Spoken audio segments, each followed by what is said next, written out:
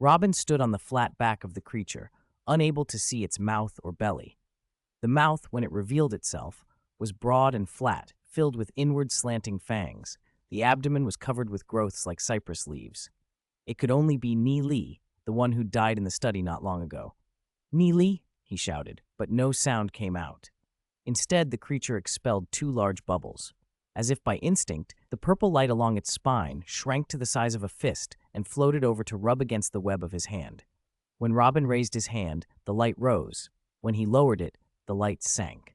He drew a large circle in the water, and the light traced the same curve. This deep-sea monster really was Ni Li. She loved to play follow the finger. Robin touched the hard spines on the purple glow and sighed. Old Ni Li was cute. This Ni Li is ugly cute. The spines swayed. Then Ni Li shot the purple light forward and inflated it back to full size. She dove 30 meters, opened her jaws, and swam upward, sucking water in ravenously. When a blue whale filters plankton, does any plankton escape? The suction pulled Robin in too. He trusted Ni Li. She wouldn't hurt him, so he let the current carry him into her mouth. Before the gill filters could push him out or the belly could swallow him, he grabbed a barb on her tongue. The jaw snapped shut. Water sloshed and whooshed inside the oral cavity. Robin held on tight, bracing against the hard, stone-like walls of the mouth. After a moment, the water pooled at the base of the tongue. Ni Li was heading downward, headfirst into the abyss. Then Robin understood her plan. She sucked him into her mouth to shield him from the crushing pressure. Clever. A vast roar external to the fish, like a mountain collapsing, shook the water. Ni Li's throat expelled a powerful burst that spat him into a stone chamber. The stone door shut with a thump. Ni Li, now the size of a walnut, bared her fangs and swam excitedly back and forth through Robin's black hair, which floated like seaweed. She darted to his wrist and began chasing her tail. Robin had no time for play. He straightened and inspected the chamber. About 20 square meters, the chamber's black stone walls were carved with glowing fish motifs. Hundreds of tennis ball-sized spheres floated in the water, each wrapped in a milky halo. Inside every sphere lay a small fish, eyes closed, motionless. They differed in skin color and features, but shared one thing. They were extraordinarily, grotesquely ugly.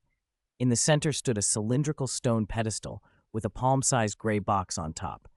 The lock was greened with verdigris. The keyhole was round. Ni Li nudged the box and pushed a sliver of purple light from her spine into the keyhole.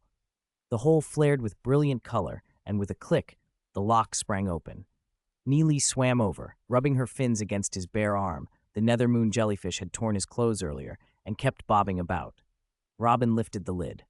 A purple beam shot out, unfolded into a light screen 8 meters by 5, and a voice projected. Adventurer, congratulations on successfully reaching the treasure vault. Everything within the vault now belongs to you.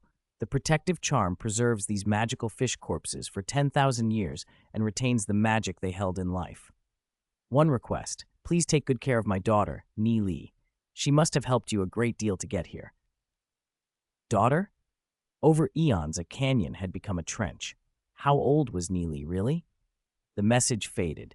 Ni Li swam in front of him and performed a dolphin-like nodding dance, her ugly, cute face full of fawning.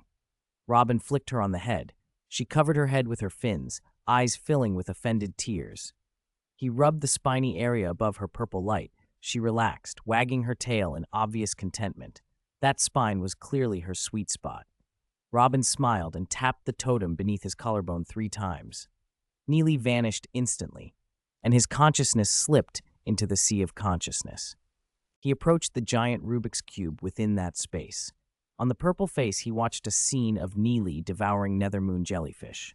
He nudged the ugly fish totem in the lower left corner, and the info screen floated up.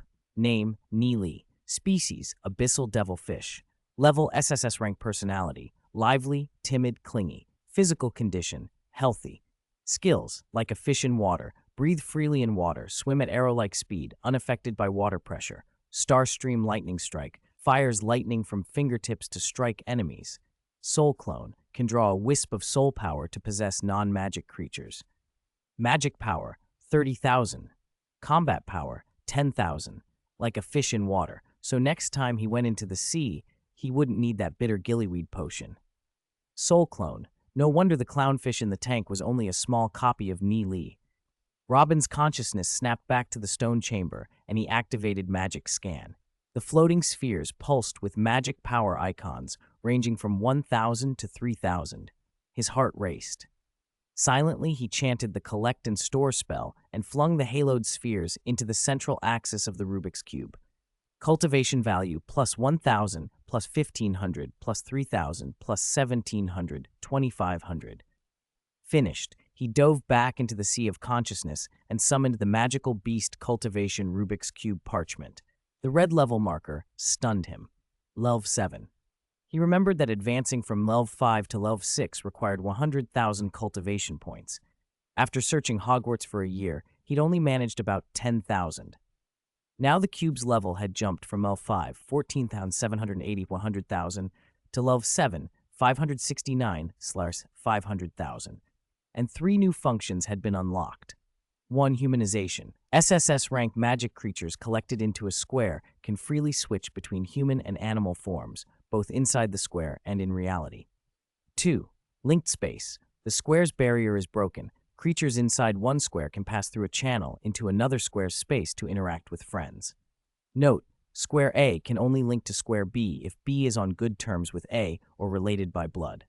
3. Talent manifestation. The Rubik's Cube automatically provides a skill-assisting weapon based on the skill descriptions in a magic creature's information panel. Humanization. Linked space. Talent manifestation. Any one of those alone would change everything. Mount Beagle, Robin muttered. This trip had absolutely been worth it. He tucked the scroll away and turned back to the giant Rubik's Cube, excitement buzzing through him. He saw a pure, sacred woman sitting by a stream, gracefully combing silver-gray hair. He saw a small, red-eyed child ripping apart a jellyfish cap. He saw a sharp-witted girl riding a black dragon and yanking at the horn-like bumps on its head. These 3 had to be Unicorn Molly, Abyssal Devilfish Ni Li, and Nine-Tailed Demon Fox Ya, and all of them were SSS rank now. Strange, wasn't Ya only SS before? Robin summoned a small white square and glanced at the evolution progress bar, then tapped the fox to open her info panel. The answer was immediate. Ya had evolved from SS to SSS and could now take human form. He waved, letting the white square float back into place, and kept watching the magic cube's feeds. He saw Xiaobai slip into Norbert's enclosure, holding a jade tablet that spat flames when pressed, attacking the white fox and the black dragon until the 3 erupted into a bout of friendly interaction. He saw Mora's large pincer sheathed in metal, spraying silk like a spider when it snapped shut, while a flatboard creature gleefully gathered the silk and draped it over peach branches. The noisy, cunning Cornwall pixies and the innocent, naive Acromantula. Robin never expected those 2 to get along, but there they were, running around together. After summoning one grid after another and confirming that most of the magical creatures had finished 2 to 3 levels of evolution, he returned to the stone chamber feeling satisfied. Then his head hurt, and his chest tightened. He choked on several large gulps of water before realizing he couldn't breathe underwater anymore. His gills and webbed feet were gone. The gillyweed polyjuice effect had worn off. He quickly activated Ni Li's like a fish in water skill and felt oxygen rush through his skin into his blood. He grew light as a feather. One stroke of an arm could have propelled him dozens of meters. A thunderous roar shook the cavern like a collapsing mountain. The stone door screeched open. Robin stowed the gray box and swam out. Far below, a white halo had appeared in the abyss, a faint, cold light under a membrane that looked like an ice surface. He poked a small hole with his finger, widened it, and forced his way through the membrane into the glow. He surfaced in a new chamber and wiped the water from his face. It was an ice cave, long, winding, roughly 2 meters across, and seemingly endless. Its walls branched into countless ice holes of all sizes. He climbed out of the pool, cast a drying spell on his clothes, and reached for a wool coat, only to find the cave wasn't cold. The wall and floor were biting ice, but the air was comfortably over 10 degrees, a strange place. He changed into lighter clothes and walked 17 or 18 meters when a tiny squeak came from a 1-meter ice hole to his right. He leaned in and found nothing. Hallucinating again, he muttered, then stepped onto the ice and padded back toward the larger hole he'd come through. The wall of the small ice hole rippled like the surface of the sea. A thin, curtain-like layer of ice peeled away to reveal a desk-sized hollow, and a small creature sighed and hopped out. It was a long-haired white rabbit with a silver-gray patch behind one eye and long ears that flopped beside its muzzle. When it sat still, it looked like a delicate doll inside a display case. The ice sealed itself again automatically as the rabbit shuffled free. Robin deactivated his invisibility bead and reached up to grab the rabbit's ear. The rabbit's pupils flashed wide with fear, and it twisted, emitting a high, piercing scream. The ice underfoot trembled violently. The call had triggered a beast tide. Countless lop-eared white rabbits poured in from every direction toward that hole, opening their three-part mouths in shrill hisses. Some lunged and pawed at Robin's pant leg, but even together, they couldn't tear a single thread.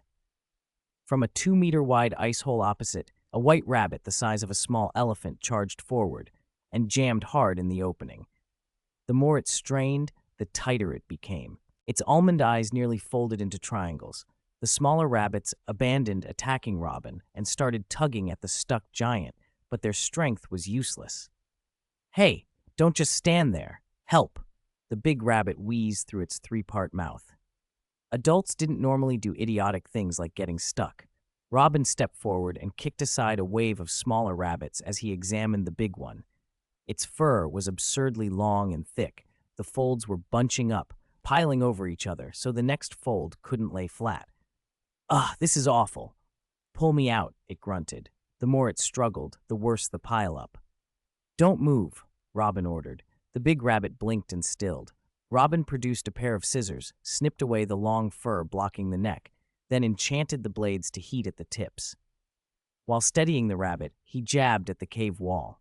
20 minutes later, the hole had been enlarged in a neat circle, and with a pop, the big rabbit wrenched free and tumbled back into the large chamber. It coughed and roared. At once the smaller rabbits, as if obeying some signal, scattered. The big rabbit lay splayed like a furry pancake, tears streaming. My fur, I'm not the handsomest in the Snow Rabbit clan anymore. Boo-hoo." Robin handed over a vial of pet hair growth potion. "Drink this. Your fur will grow back fast." The rabbit opened its mouth and gulped the blue liquid as if being fed, then felt a warm, expanding fluff inflating the back of its neck. It rolled over and admired itself in a mirror-smooth patch of ice. "Look at this soft, flowing fur, the rose-petal upper lip, the elegant lop ears, this build, Villa. Who else could be the handsomest in the Snow Rabbit clan besides me?" Robin suppressed an eye roll. A few dry coughs brought the rabbit back to earth. It glanced around, then hungrily shoved the trimmed clumps of fur back into its mouth and swallowed them. A loud belch followed. "My mom says wizards are rotten to the core," the rabbit added after a moment, "but I think you're actually not so bad." Robin took in the maze of ice hollows stretching away in every direction. Without a guide, finding the exit from this place would be a real challenge. 203. White Rabbit versus Bastard, Scabies versus Stupid Pig. "Villa, do you know how to get to the exit of the ice cave?" Villa hesitated, then nodded and quickly shook his head. "I know where the exit is, but it's blocked. No one can get out. If it weren't, Father wouldn't be worrying about how to divide the ice rooms among so many brats." "Blocked? Yes. That incident, 50 years ago. Wait, 50 years ago was you. You're the one from the prophecy who can help the Snow Rabbit clan out of their mess." "Oh wow, I can go out. I can run wild in the snow on Mount Beagle under blue skies and white clouds, and I can even catch ferrets to play with. Quick, come with me to see Mother. She knows what to do." "Good news, I'm back on Mount Beagle. Bad news, I'm trapped in a Snow Rabbit den." "What did the prophecy say?" Villa rolled onto the floor and urged, "I'm not very clear either." "Hurry up. I'll take you to Mother. If the exit isn't opened soon, Father will kick me out of my bedroom and let the little brats take my bed. Born last month, pregnant this month, born again next month. They really do breed like rabbits." To open the entrance, the blockage had to be cleared. To clear the blockage, the prophecy had to be understood, so I had to go with Villa. "Hurry," Villa fretted. "I don't want to rush ahead only to bash my head on the ice and end up on my back." They moved deeper into the nest. Villa, always trying to take shortcuts, managed to get stuck in holes so often Robin lost count. Robin pulled, pushed, and prodded until he discovered that a firm kick to Villa's rear was the easiest, most effective method. Amid a chorus of indignant squeals, they finally reached their destination, a vast ice cave. The chamber was roughly 150 square meters. Floor, walls, and ceiling were carved with countless recessed channels. The endpoints of those channels pierced into the surrounding ice. Where they led, no one could tell. All of the channels began beneath a huge bed at the center of the cave. On that bed lay a magnificent white rabbit, huge as an elephant, with a patch of red fur at one eye. White vapor drifted from its body, was absorbed by the ice bed, and condensed into pale currents that flowed through the carved channels into the walls. It was sleeping so deeply that even the loud thud of Villa slipping and falling did not stir it. "How do we wake it?" Robin asked. "Music," Villa declared. He raised a forepaw and shook it. A little metal music box tumbled out from a fold of flesh beneath his arm and clattered to the floor. He nudged open the lid, flipped the switch with his teeth, and the tiny princess in pink spun as the bass played a high, keening fox cry, mournful and piercing. Robin glanced over at the great rabbit, which promptly covered its ears with its paws. Villa, aware of the look, flashed an embarrassed but triumphant grin. When the tune finished, the great rabbit opened its eyes. Its pupils were pale pink, like windflowers seen through mist, beautiful, but with a dangerous, unfathomable haze. "Mother, the person, the one from the prophecy, has appeared," Villa chirped, hopping about. "Lala, you go out first. I need to speak with him." A clear, intoxicating voice drifted from the ice bed. "Mother, behave yourself." "All right." Villa's ear tips brushed the ground as he dejectedly left the cave. The ice door at the entrance slid shut of its own accord. The great rabbit shifted, rising from a lazy recline into a commanding stance, drew a deep breath, and roared. "Kenzio, you son of a green bean-eyed bastard, you stupid pig raised by a stinky scabies mite, you yellow-bellied sewer rat, you'll never see sunlight again. Your miserable junk deserves." Robin blinked. 50 years later, and this grudge was still raw. What on earth had Kenzio done? Led him on and then abandoned him? Desecrated his ancestor's grave? Swiped a family heirloom? The tirade ended. The rabbit crossed its front paws and settled back down with an air of genteel menace. "Little Handsome," the rabbit asked, "what about the thing the old immortal told you to bring back?" "What thing?" Robin said. The rabbit's ears snapped upright. Steam pipe-like nostrils exhaled thick, white vapor. The ice bed flashed red lights. The flow through the channels shifted from balanced to clearly heavier on one side. The cave's temperature began to oscillate between warm and cold. With a clatter like a train braking, the rabbit's ears drooped again. "Eve, calm down. If the cooling system malfunctions, it will affect the whole clan." "Cooling system?" Robin stared at the bed and the carved grooves. 50 years ago, the main entrance was sealed. 50 years ago, Kenzio had won his climbing prize. In Kenzio's account, he had been caught in a blizzard, struck by ice into a crevice, and found there a gray box containing green waste beads. But the rabbit had said "bring back," not "bring," implying the object originally belonged to Mount Beagle. Robin produced the scaly gray box, opened it, and held out the green waste beads. "Is it these?" "Yes, that's them." Eve leapt up, white vapor suddenly billowing, and peered at the fluctuating currents in the grooves.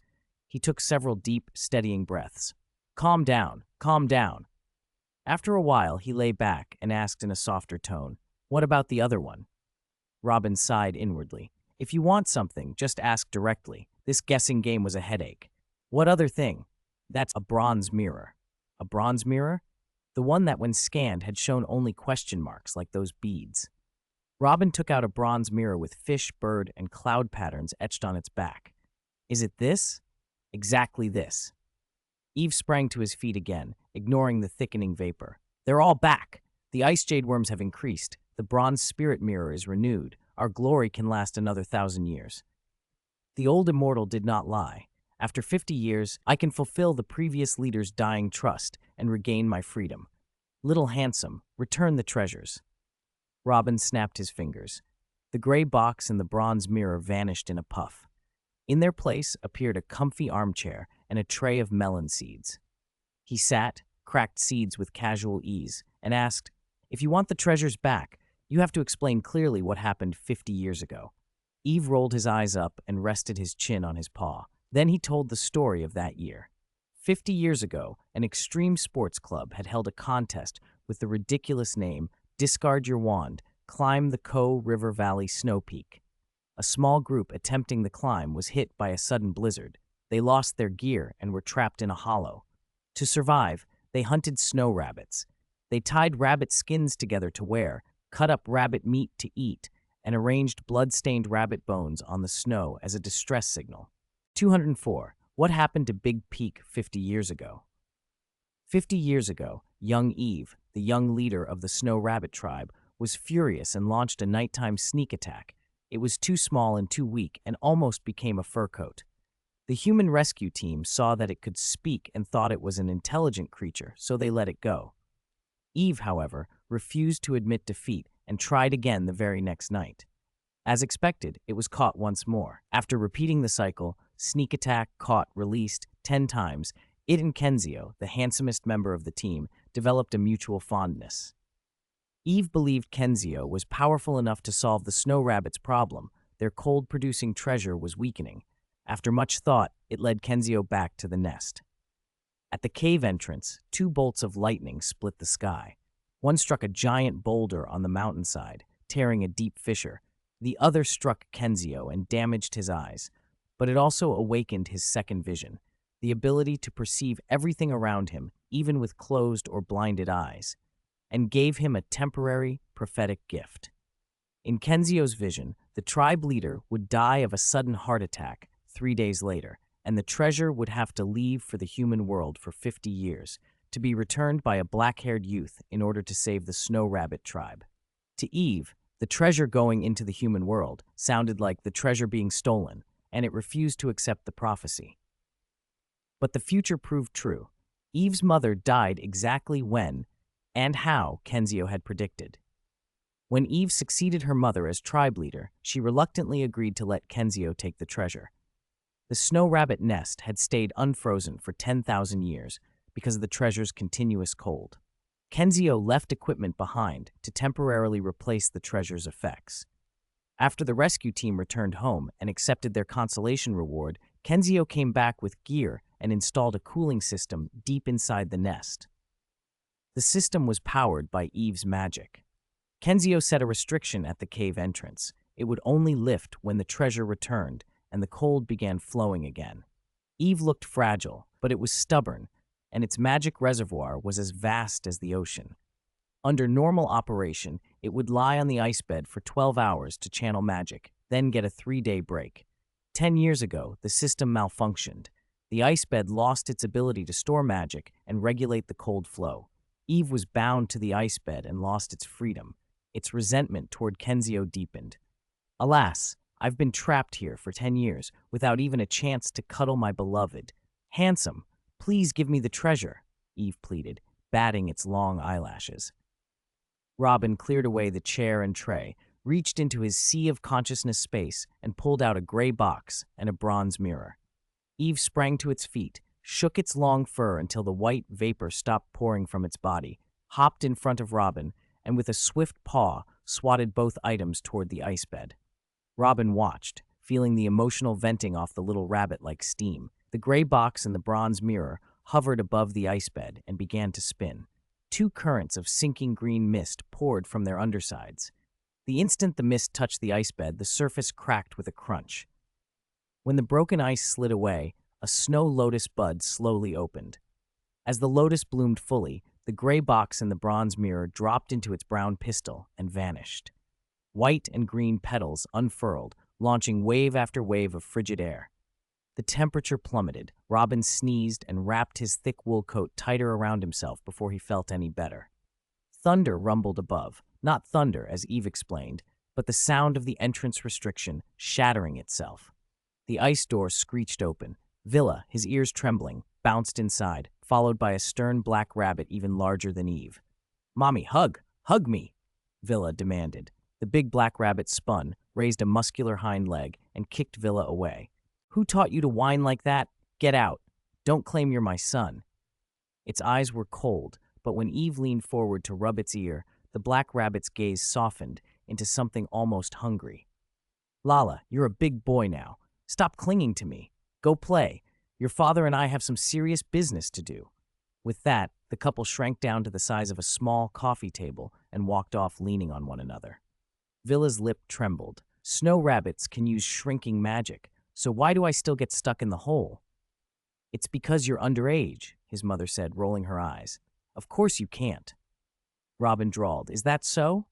And Villa, coughing a few times, brightened and asked, Do you think the serious business Mom mentioned is making a sister? Dora says that if a male rabbit rides a female rabbit, they can have babies, but I think she's lying. Want to follow them and see? Depang grinned like a proud accomplice. Perfect plan.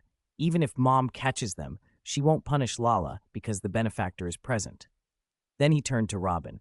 You're getting off too light. Come on, lead me to the nest exit. No, just one look. It won't take long. After getting kicked, Villa stopped talking about peeking. As the three prepared to leave, a thunderous clamor rose from outside, accompanied by the patter of tens of thousands of paws on ice. A beast tide, rabbits were surging toward the nest exit. Half an hour later, the noise faded. Villa led Robin through several twists and turns to the main exit. A round, fluffy furball blocked the opening. Stuck again? Robin asked. No, my legs are just a little soft. Kick me out. Robin rolled up his pant leg, took a run, jumped, and with one smooth motion, kicked hard. Villa tumbled out of the cave entrance and then raced down the snow slope, leaping with a triumphant cry. He launched himself at Robin, who sidestepped. Don't be too proud. Don't start an avalanche and force your parents to stop their business to dig you out. No way. Our ancestors were snow spirits. Heavy snow feels like ermine fur to me, and I can breathe in it. Hee hee. Then play. Be back before dark. I'm leaving. Villa's ears drooped for a beat, then snapped up. All right, Mom says good-hearted wizards are always willing to help. Can you deliver a message to Kenzio? Tell him Eve misses him very much and invites him to a birthday party on September 20th at Mount Beagle. No problem, Robin said. He activated the flying dragon in the sky technique and took off toward Ko River Valley, leaving Villa staring in astonishment. At the foothills of Mount Beagle, Robin touched down on soft grass. A fat, round owl, Depang, cut low across the air, clutching a moss-green cloth bag. With a whistle, the bag arced precisely into Robin's arms. Depang skimmed the grass with a low, hungry flight, as if hunting for lunch. 205. The Book That Bites. Return to Diagon Alley. Robin untied the cloth bundle and unfolded the wrapping to reveal a thick book and an envelope sealed with a crest of 4 beasts around the letter H. He slit the envelope and took out the letter. The first note reminded him to return to Hogwarts on September 1st at 11 a.m., taking the 59972 Express from Platform 9 at King's Cross. The second was a Hogsmeade permission form. Parents or guardians had to sign to allow students to visit the village on certain weekends. Robin was an orphan with no guardian, so he only needed the headmaster's signature. The third paper was the third-year book list, Standard Book of Spells, Grade 3, Intermediate Transfiguration, Numerology and Divination, Practical Defense Against the Dark Arts, and Unfogging the Future. The letter had been dated late July, and the cloth bundle had been sun-faded to a pale color. Time in the treasure-hunting realm had passed far faster than in the real world. Of course, Depang, whom everyone called Big Fatty, landed awkwardly with a gray rat, and the bundle slipped off the stone and thumped onto the grass. The package wriggled, and something clicked inside. A furry, snarling book sprang out, a thick volume with a shaggy cover and a mouth trimmed in long, jagged velvet teeth. Its strap came loose, and 4 round eyes on the cover blinked. It clicked its teeth and scampered sideways across the lawn like a crab, shredding the grass into clippings wherever it went. The Monster Book of Monsters circled back to the stone and lunged at Robin's ankle with a sharp snap. Big Fatty watched the teeth with interest, then flicked a paw. The gray rat slid in a tight arc and landed by the book's gaping maw. The book chomped down, crunching the rat to pieces. Dark red and pale green innards splattered across the cover and the ground. Robin stared, disgusted. He decided then and there to ignore Hagrid's well-meaning gesture and buy a clean replacement of the Monster Book of Monsters later. According to the original stories, You calmed the thing by stroking its spine, and it would lie quiet and open normally. But Robin didn't want his hand covered in sticky guts. He watched the book spit out half the rat's carcass, clicked toward his ankle again, and then grabbed a wooden stick. Gingerly, with the tip, he scraped along the book's spine. The book trembled and then settled, folding shut to lie quietly on the grass. Between its pages was a folded greeting card with a crooked, ink-blotted message. Dear Robin, happy holidays. I think you, Harry, Hermione, and Ron will enjoy studying this book. Wishing you all the best. Hagrid. Robin rolled his eyes.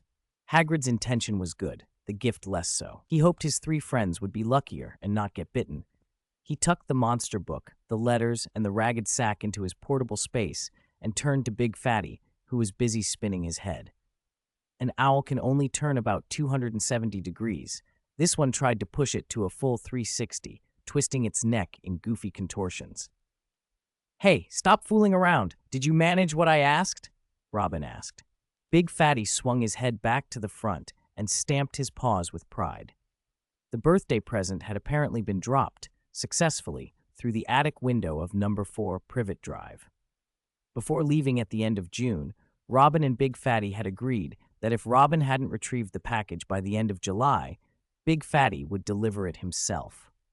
The present was Kenzio's amulet, an amulet that, when it sensed an attack, could raise a protective shield to guard the wearer against magical and physical assaults for a short time. After rewarding Big Fatty with a plate of chicken, Robin pulled out a small calendar and asked the owl what the date was. Big Fatty raised a claw and pointed. August 23rd. August 23rd? Robin had been adventuring for nearly 2 months. Mount Beagle lay in northern Scotland. London was in the southeast of England.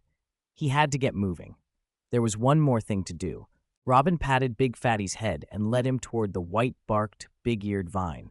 He mimicked what he'd seen Eric do, rubbing the base of the vine, but at first nothing happened. He stepped deeper into the thicket, and the branches whooshed out to tangle his ankles. He retreated to the edge, silently muttered a retrieval charm, and freed Eric. Eric blinked around in surprise. He wore a morning glory wreath, pink and white, on his head, the petals shimmering faintly. Who braided that for you? Robin asked. Eric stuck his tongue out and rolled it neatly into a lotus shape. I did. Send me back quickly. I want to braid a full-body version. Not going to check on your fiefdom? Robin said lightly. Eric's expression went wistful.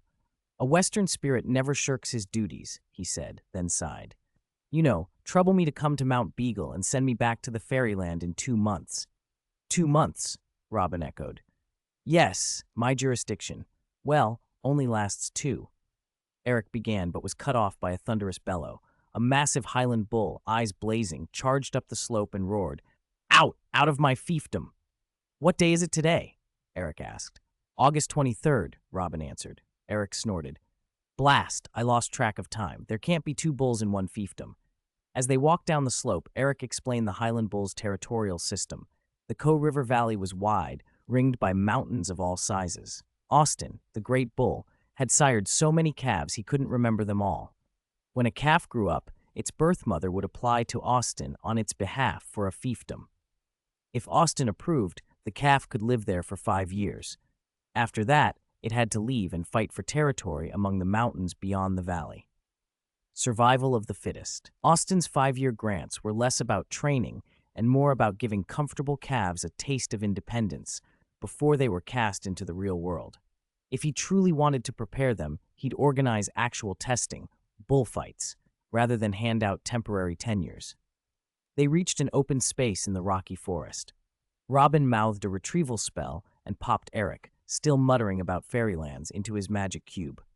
He took out a pen, paper, and an envelope and quickly wrote down Villa's instructions. He whistled. Big Fatty swooped down.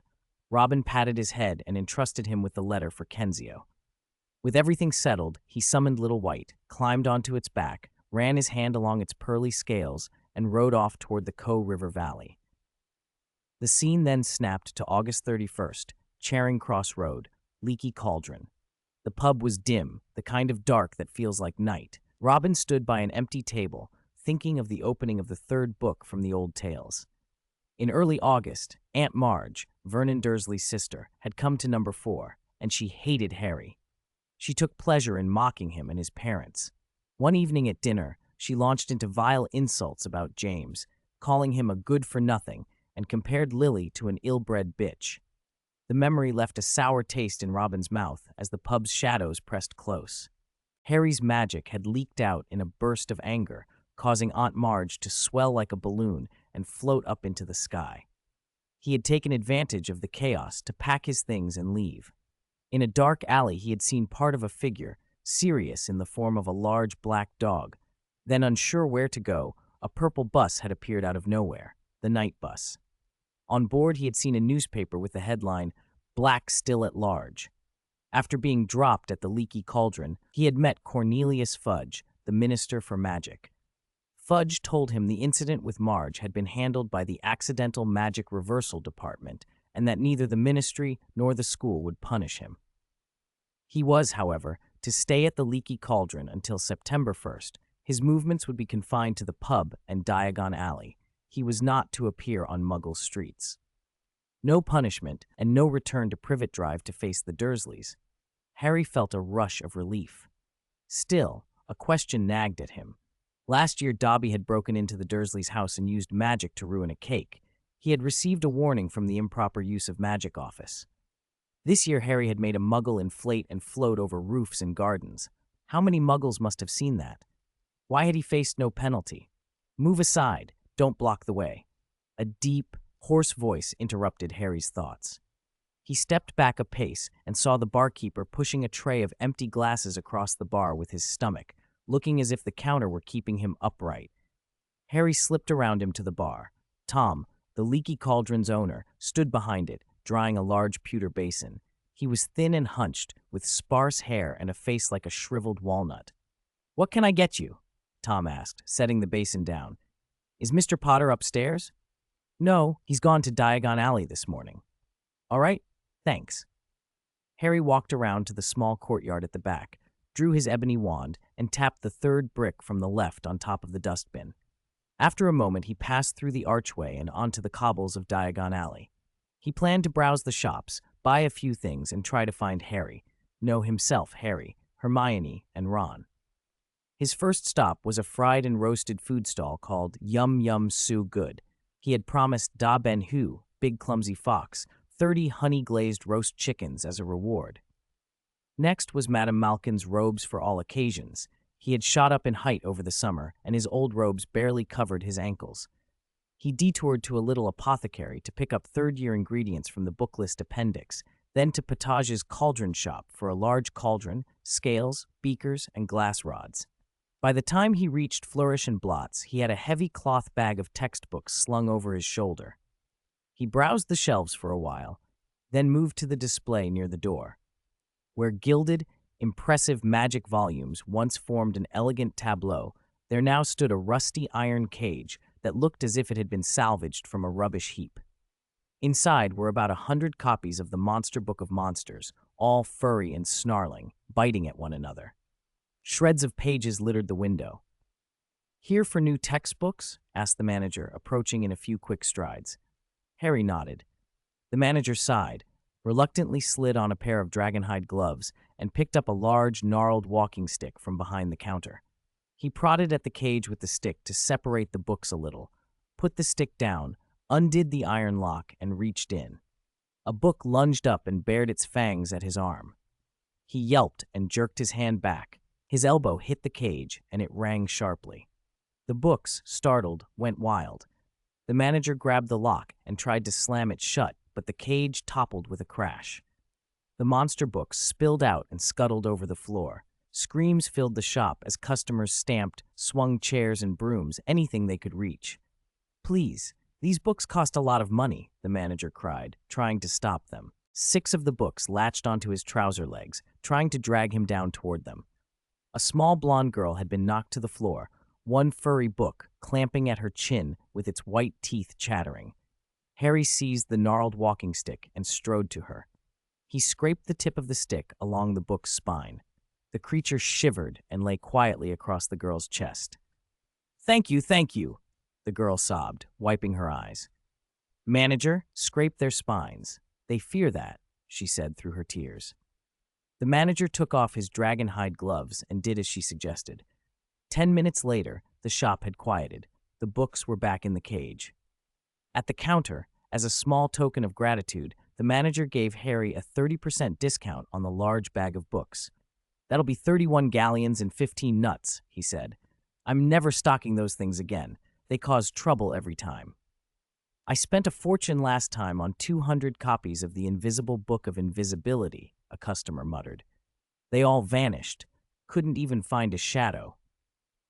After paying, Harry stepped back into the street and nearly ran into Neville Longbottom and his grandmother.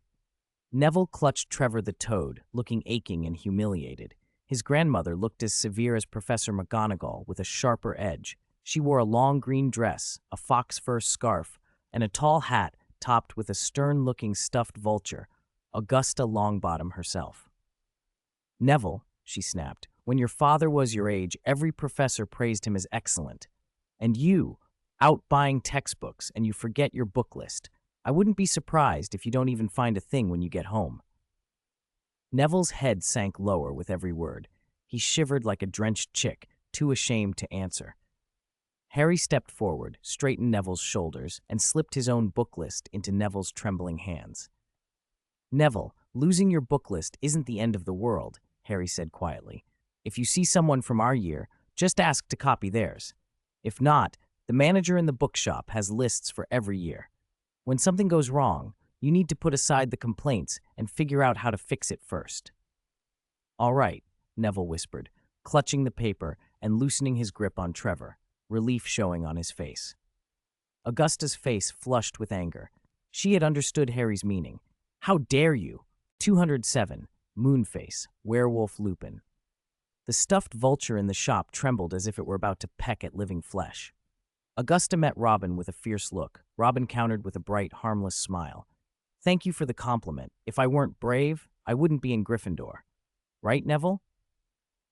That's right, Grandma. Robin's amazing. Last year, he went under the moving staircase, passed several challenges, and this year, he killed the basilisk and saved Ow. Neville, could you be a little smarter? Augusta scolded, yanking Neville by the collar and pulling him into the bookstore. Robin turned toward a pet snack shop. He had promised Maura a reward, 5 caddies of spicy dried termites. The shop only sold the original flavor dried termites, but offered a DIY service. Robin paid a deposit for the cookware and sat by the door to fry his own batch. He still had plenty of spices in his space after the Christmas feast, but the shop's wok was small. He could only fry 2 caddies at a time. He heated the oil until it was nearly smoking, then dumped in the termites and stir-fried them until they lost most of their moisture. He added chili, Sichuan peppercorns, cinnamon, and other spices, frying until the mix began to caramelize and turn slightly yellow. He fished out the larger bits, continued frying until the termites were crisp, and spread them on a tray to cool. After the 5th batch had turned golden, they lost weight as moisture turned to crispness. A large, rough hand plunged into the wok without a second thought, scooped up a small handful, and began crunching. Robin looked up.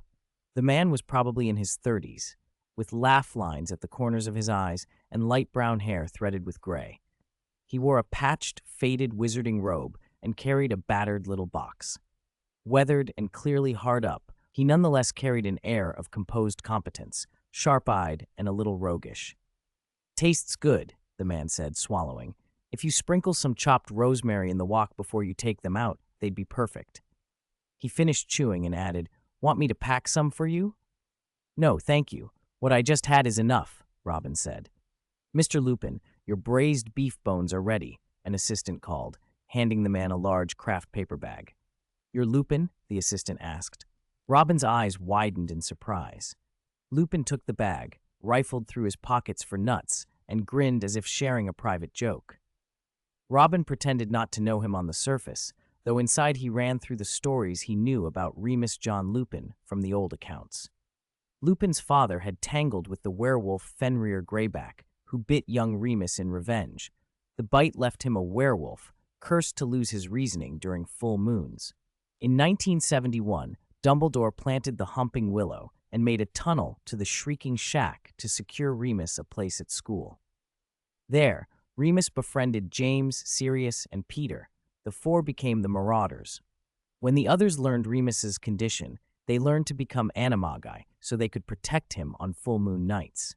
Years of roaming the castle and grounds produced the Marauders' map, which showed everyone's location in Hogwarts and bore their nicknames: Moony, Prongs, Padfoot, and Wormtail. In his 6th year, a frightened Snape followed and discovered Remus's condition in the Shrieking Shack. James pulled Snape out before he could be harmed. Filch later confiscated the map. After graduating, Remus joined the Order of the Phoenix and fought Voldemort. When the Potters were exposed, the Fidelius charm's secrecy made matters worse. Suspicion fell on the secret keeper. Sirius was accused of betraying the Potters. Peter Pettigrew fled after blowing up a Muggle street and cutting off a finger to escape, and Sirius was blamed for the chaos. For a time, even Remus believed Sirius guilty. In 1993, Remus returned to Hogwarts to teach. In 1994, he learned the truth and reconciled with Sirius, then resigned his post later that year. Through it all, Remus had shown himself capable, loyal, kind, and conscientious. Who, Robin wondered, was he buying the braised beef bones for? At that moment, Sirius, who had been following Harry in his dog form, hadn't yet reconciled with Remus. A soft thump against Robin's hand broke his reverie. A small bag of dark chocolate had been tossed into his palm. "A thank you for the termites," Lupin said, and walked off with his paper bag. When Robin had finished frying everything, he paid and left the snack shop. Passing a Quidditch boutique, he spotted a crowd pressed to the window. Seamus waved him over. "Robin, come see." Robin squeezed through the excited throng and peered through the glass. A white stone plinth held an exquisite broomstick, sleek, gleaming, and magnificent. Dean's face lit up as he explained, "It's a new sample release. I heard it's in hot demand. Several international teams are trying to pre-order the first batch." Robin read the placard beside the plinth. Firebolt. The description boasted a streamlined, curved design built from premium ash for the handle, finished with a diamond-hard polish. Each birch twig in the tail had been carefully selected and polished for exceptional balance and accuracy. Its internal braking system was particularly impressive. The broom could accelerate to 4 kilometers per min within 10 seconds, the dream choice for any Quidditch player. Robin glanced at the crowd and thought, "Everyone? I don't think so." 208. Ice cream, meeting old friends again. Broomsticks in the wizarding world were like smartphones in a past life. A new model came out every year. Robin didn't care much for things that changed on a whim. He believed personal strength mattered far more. "Have you two seen Harry and the others?" he asked. Seamus shook his head. Dean pointed toward a corner. "Florian Fortescue's ice cream parlor. I saw them there this morning doing their holiday homework." "Thanks." Robin slipped through the crowd and turned into Diagon Alley.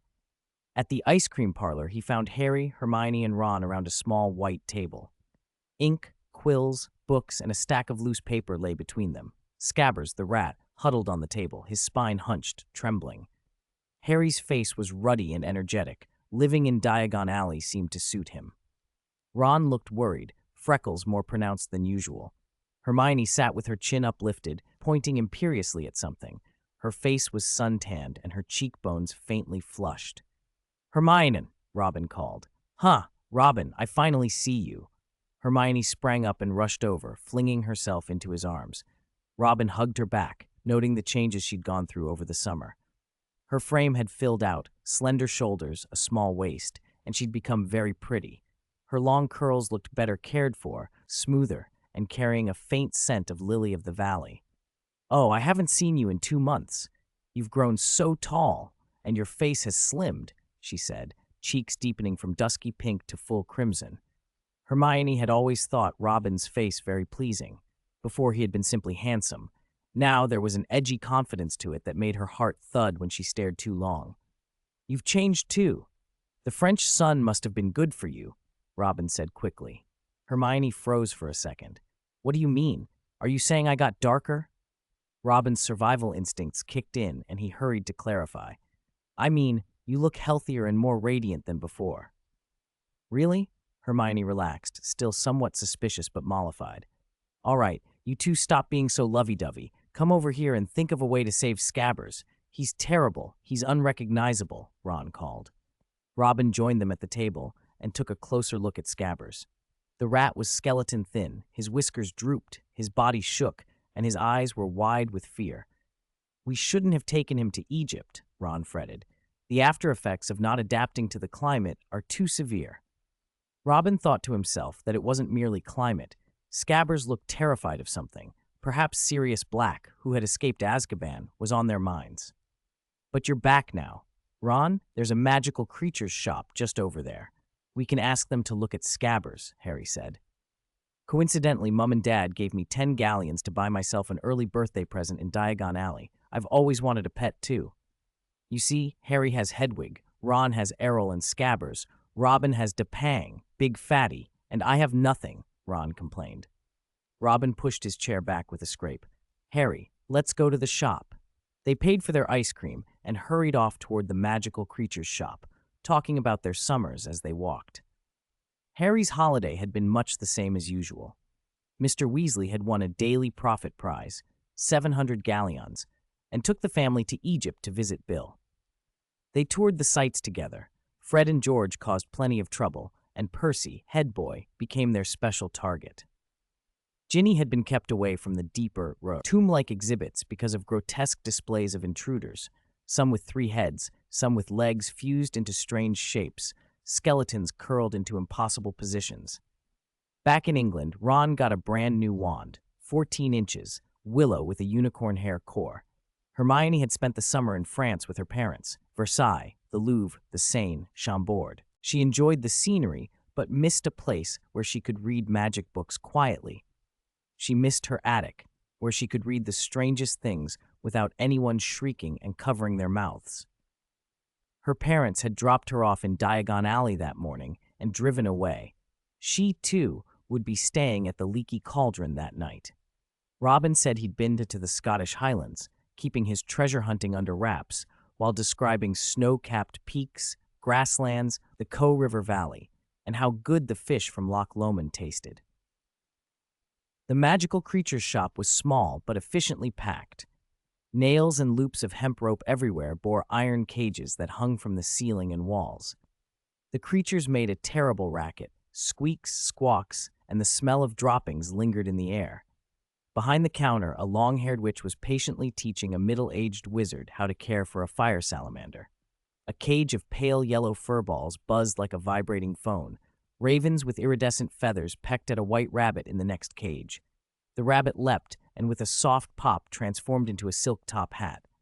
Cats of every color stretched their paws through the bars. Some pulled at locks. Some grabbed raven tails. Some hung onto the iron with a clatter. When the wizard at the counter paid and left, the 4 approached. Ron set Scabbers on the counter. My rat hasn't adapted since Egypt. He's got worse since we came back. The witch took Scabbers, pulled a pair of thick-rimmed, magnifying glasses from a drawer, and peered closely. On the counter sat a small iron cage of plump, glossy pudding rats, all crowding to the edge to inspect the newcomer. Compared to them, Scabbers' dry, scraggly fur and terrified eyes made him look pitiful. The witch clicked her tongue and took off her glasses. Alas! Damaged ears, a missing toe on a front paw, a severely irregular heartbeat. He's been through a lot. How old is he? What does he do? Any special habits? Ron shrugged. I'm not sure how old he is. He was with my family as long as I can remember. He used to belong to one of my brothers, but he's ours now. He used to sleep a lot, Ron added. That's his only trick, really. But since he's been ill, he sleeps less, and when he does sleep, it isn't peaceful. 209, Crookshanks, IQ level 1. A flicker of surprise crossed the witch's face. That's odd. Ordinary rats don't usually live more than 3 years. Child, your rat might not have much time left. If you want something longer-lived and cleverer, you can pick one from the cage. She tapped the iron cage, and the well-fed pudding rats inside immediately started performing little jumping tricks. They were lively and ridiculously cute, but Ron wasn't interested. Show-offs. I only want Scabbers. Hermione rolled her eyes. Fine. If you don't want a new rat, try this. It's a rat-strengthening potion. He's not sick from the change of surroundings. He's worrying himself to pieces, the witch went on. The potion will ease the symptoms, but to cure him you have to find out what he's worried about. She reached for a small red bottle from the shelf behind her, where all manner of jars and bottles were arranged. Ron stared at it. Worry? He has food, water, a place to sleep. What could he possibly be worrying about? Ron sighed, holding Scabbers limp in his hands. All right, how much for a bottle? Ouch! A large ginger creature had used its claws to pry open the cage latch and launched itself onto Ron's head, nearly knocking him flat. It stood up on its hind legs, paws braced on Ron's shoulders, bared its teeth at Scabbers as if it meant to swallow him whole. Scabbers' fur rose on end and his whiskers went rigid. Then, like a bullet, he shot out of Ron's hands, landed on the rat's back, flipped over, and bolted out through the shop door. Scabbers! Ron lunged after him, furious. He tried to grab the big ginger creature, but it kicked off with its hind legs and leapt into Robin's arms. Ron glared and chased out of the shop, Harry close behind him. I'm sorry, Crookshanks has a very rough temper, the witch apologized. Robin looked down at the animal curled against his chest, a chin resting on his hand, purring contentedly. It was almost the size of a small tiger, with long, fluffy ginger fur and a plump tail like a startled paintbrush. Its face was flat, as if it had once run into a wall, and when its eyes opened that round, persimmon-shaped face wore a fierce, almost gloomy expression. Robin scratched its chin. The cat closed its eyes and stretched its neck cooperatively. He's beautiful, isn't he? Hermione breathed, eyes shining. Reluctantly, Robin nodded. If Crookshanks were actually beautiful, he thought, he wouldn't be the sort of creature still sitting in the shop and grown to the size of a small tiger. His name is Crookshanks, the witch said approvingly. Child, you have excellent taste. Crookshanks has a bit of Kneazle in him. He's the smartest one in the shop. She went on, practically bragging. He can tell good from bad, understands human speech, reads. Hermione held up a hand to stop the long sales pitch. She'd had enough of self-praise. How much? You don't believe me? The witch asked, offended but resigned. She'd heard it before. 12 galleons. Hermione frowned. That's a lot. Child, we don't haggle here, the witch said, but customers who spend more than 15 galleons get a 40% discount. Hermione mentally kicked herself for buying that extravagant, impractical quill that morning. If only she hadn't, she'd have enough to buy Crookshanks herself. Robin interjected, How much for the strengthening potion? 5 galleons, the witch smiled. I'll pay, Robin said at once. All right, the witch went on briskly.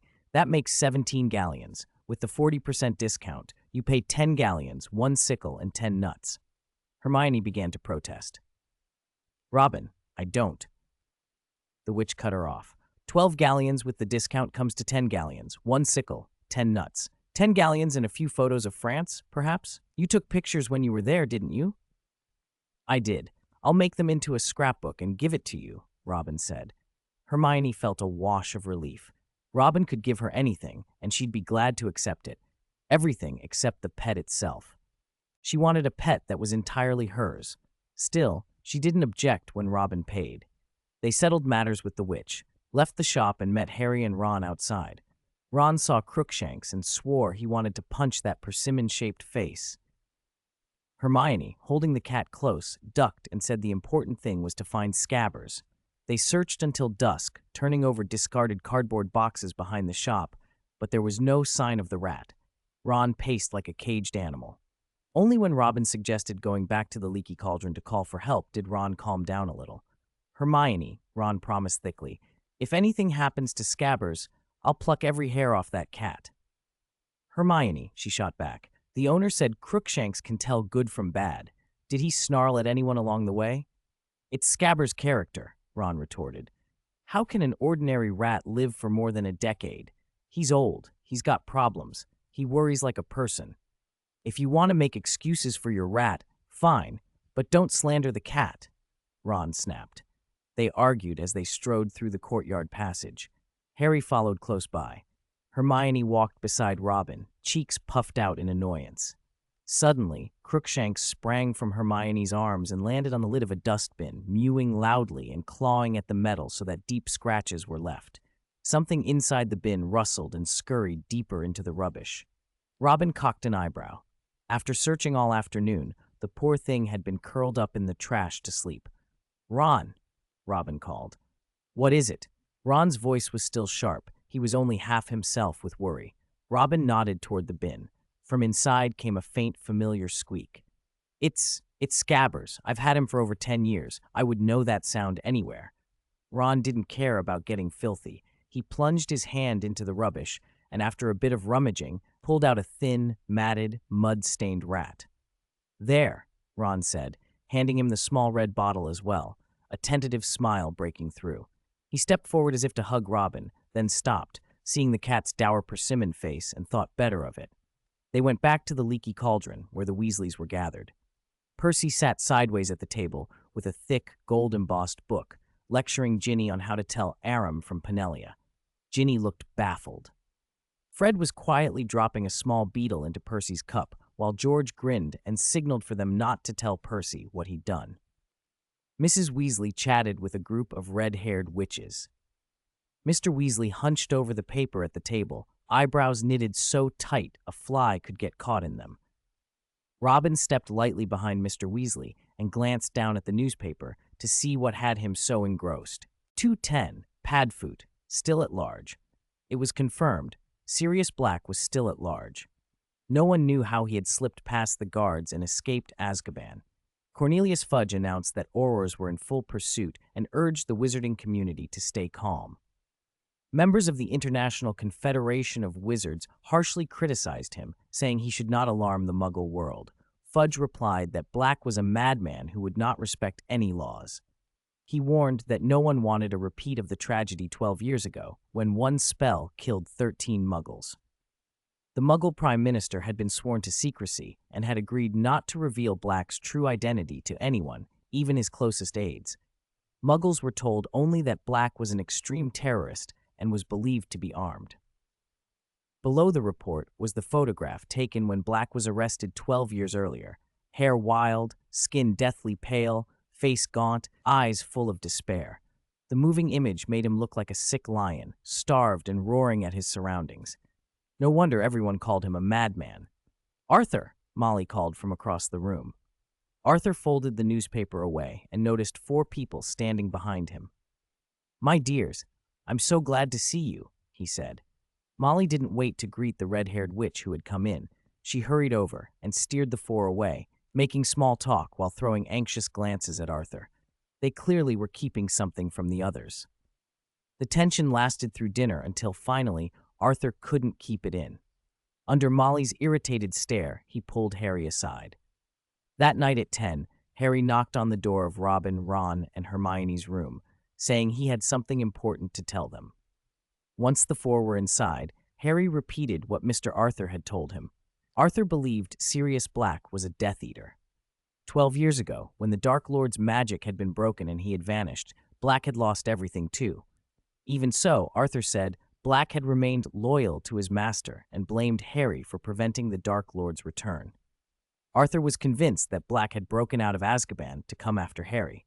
He made Harry promise, in no uncertain terms, not to look for Black, no matter what he might hear. Ron went pale. Hermione gripped Robin's arm until her knuckles showed white. "So he escaped because he's after you?" Ron exclaimed. "They'll catch him, won't they? The Aurors are searching everywhere." "Of course," Ron said, then less confidently added, "but no one's ever escaped Azkaban before, and he's a vicious madman." Harry picked at his trousers with his fingernails. Robin tried to reassure him. Even if Mr. Arthur is right, the Dark Lord's followers aren't as powerful as he was. Voldemort himself would never dare to break into Hogwarts while Dumbledore's here, let alone his followers. "But I haven't started back at school yet," Harry protested. "If he can get out of Azkaban, is there anywhere he can't get into?" Ron asked. "You're missing the difference between can and dare," Hermione cut in. "Why would Mr. Arthur make Harry promise never to look for Black? Going after a madman who's trying to kill you, that would be ridiculous," Ron said. Robin's face was unreadable. From the way he looked at Harry, it was obvious. To everyone else, Black had been James's best friend and Harry's godfather. If Harry ever learned the whole story, he would want revenge.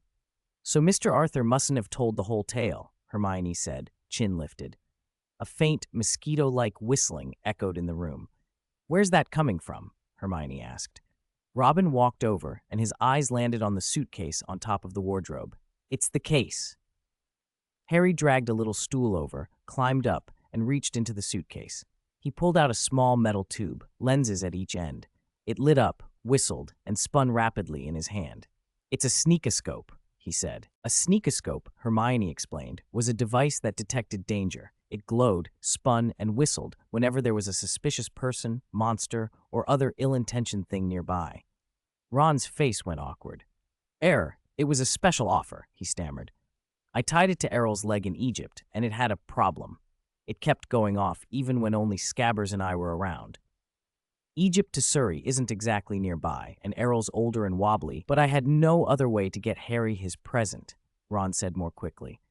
By the time the sneakoscope reached Privet Drive, its small problem became pretty big. When we're back at school, we'll take it to the village and ask the shopkeeper to check it. I want to go to the village, too, Ron added. I've heard the shops are brilliant. Unfortunately, Uncle Vernon and Minister Fudge refused to sign my permission form. Harry stuffed the whirring sneakoscope into a pair of atrocious five-toed socks, and it immediately stopped spinning. You don't necessarily have to take the main road to get to the village, he said. Fred and George know every secret passage out of the castle, but they won't tell me because they say I'm too young. Don't give bad ideas, Ron, Hermione snapped. What if Harry sneaks into the village and runs into Black? He's hunting Harry. If he leaves school without permission, if Harry's with us, Black wouldn't dare. Please stop saying stupid things. Black doesn't care whose life he ruins. He once caused carnage in a crowded street and killed a dozen muggles. Ron fell silent. There was an impatient scratching at the door. Robin opened it, and something brushed his calf and slipped into the room. Crookshanks, Hermione's ginger cat, launched himself at Ron and planted all four paws on his chest.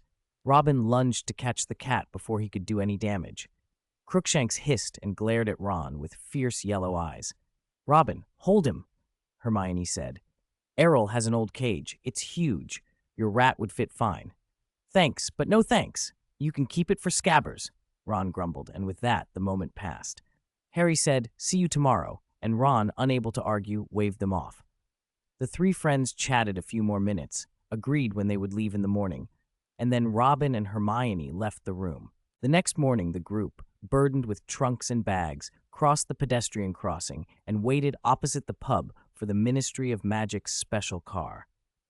Ron breathed easier when he saw Crookshanks tucked into a wicker basket, but his relief vanished when Hermione murmured to her cat, Just hold on for a bit. I'll let you out once we're on the train. Ron glanced at Harry and Robin, hoping the two of them would gang up on Hermione and persuade her not to free Crookshanks. Harry didn't want to upset Hermione, and Robin, ever practical, suggested buying a mouse cage with a tighter mesh. Ron snapped that Scabbers was to be left free. By 10:40, when the group filed into two old dark green ministry cars and reached King's Cross, they still hadn't reached an agreement about whether Crookshanks or Scabbers should be confined on the express. Luggage was heaved onto trolleys. The driver, in a velvet green suit, tipped his hat to Arthur Weasley, and the car nosed forward to the front of the line at the traffic light. Ginny watched, wide-eyed. Come on, push the bags. Let's get through, Mrs. Weasley urged. Arthur fell into step beside Harry the way a bodyguard might. They went into the station in small groups, moving toward the hidden barrier to platform 9 3/4. Robin ran ahead and found the steam-belching Hogwarts Express, number 5972, already at the platform, smoke curling up into the gray sky and a noisy crowd loading heavy trunks. Percy was there too, smoothing his hair and strutting so that Penelope, standing not far off, would notice the gleam of his head boy badge. Penelope, clearly smitten, hurried over with a smile and an eager look. Percy was too busy polishing his chest to notice anything else. The two boarded together. Fred and George nudged one another and snickered. With Percy as head boy, Penelope's toast, George said. Want to bet how long they last? Fred replied. Enough, Mrs. Weasley said, her hand firm on Ginny's. Get on the train, now. Percy isn't just head boy. Mum's pride, the twins finished for her, darting past her outstretched hand. Soon Ron and Harry had passed through the barrier as well. With Harry leading and Robin bringing up the rear, The four threaded down the crowded corridor, found the last empty compartment, and slammed their trunks into the luggage rack. The train gave a long, hissing sigh and began to move. Arthur's face suddenly appeared at the compartment window, breath fogging the glass. Ron pushed the sash aside. Harry, remember," Arthur gasped. "No matter what you hear, you mustn't go looking for Black. Promise me you won't go chasing that madman." "Sir," Harry said, leaning out and bewildered, "why would I go looking for someone who wants to kill me?" "Don't ask so many questions. Just promise," Arthur insisted. Molly's hand clutched Arthur's sleeve at his back. She looked like she might tear him to pieces. The train gathered speed and the platform blurred away, leaving Harry with a head full of questions and no answers. By early afternoon, the compartment was full of the usual chatter. At 1:30, a plump witch with dimples pushed the door open and offered snacks. "Dearies, it's a long trip. Would you like something to eat or drink?" "I've got a corned beef sandwich," Ron said, holding it up. "I'll have a few bags of tooth-flossing string mints and some white chocolate," Hermione said, gently stroking Crookshanks's ear. "And a bottle of water, please," Harry added. "The trolley's got a new passion fruit concentrate. Buy one, get one free. Perfect for thirst," the witch said, displaying opaque bottles with passion fruit labels. Robin ordered 1 water and 2 bottles of the concentrate. Harry, wanting something to take his mind off Arthur's warning, went over and bought a huge pile of sweets and snacks. The witch took the money, shut the door, and pushed the cart on. They piled the treats on the table and started trading stories about the summer. Harry told how Aunt Marge's country house had turned into a kennel the moment she arrived, Ripper the bulldog everywhere and barking all day. When Aunt Petunia tried to put out the expensive, discontinued china, Marge had plunked a teacup down in the corner for Ripper's water. Petunia had bitten her lip until it hurt and forced a smile. Ron, with a pork and onion pie in hand, recounted Fred and George's mischief, swapping Percy's ink for vanishing ink, so he had to rewrite an essay, slipping a filibuster firework into a bathtub drain and sending Ginny running to Molly in tears, and putting a slug of mustard into Ron's koshari so he had to gulp 3 buckets of water.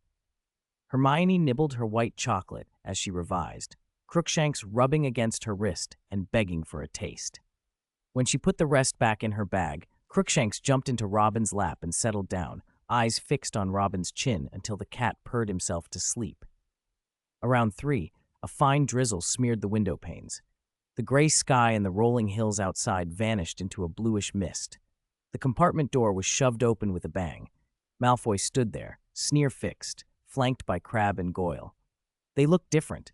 Malfoy was taller, his face thinner and paler, with 3 deep creases on his brow when he raised an eyebrow.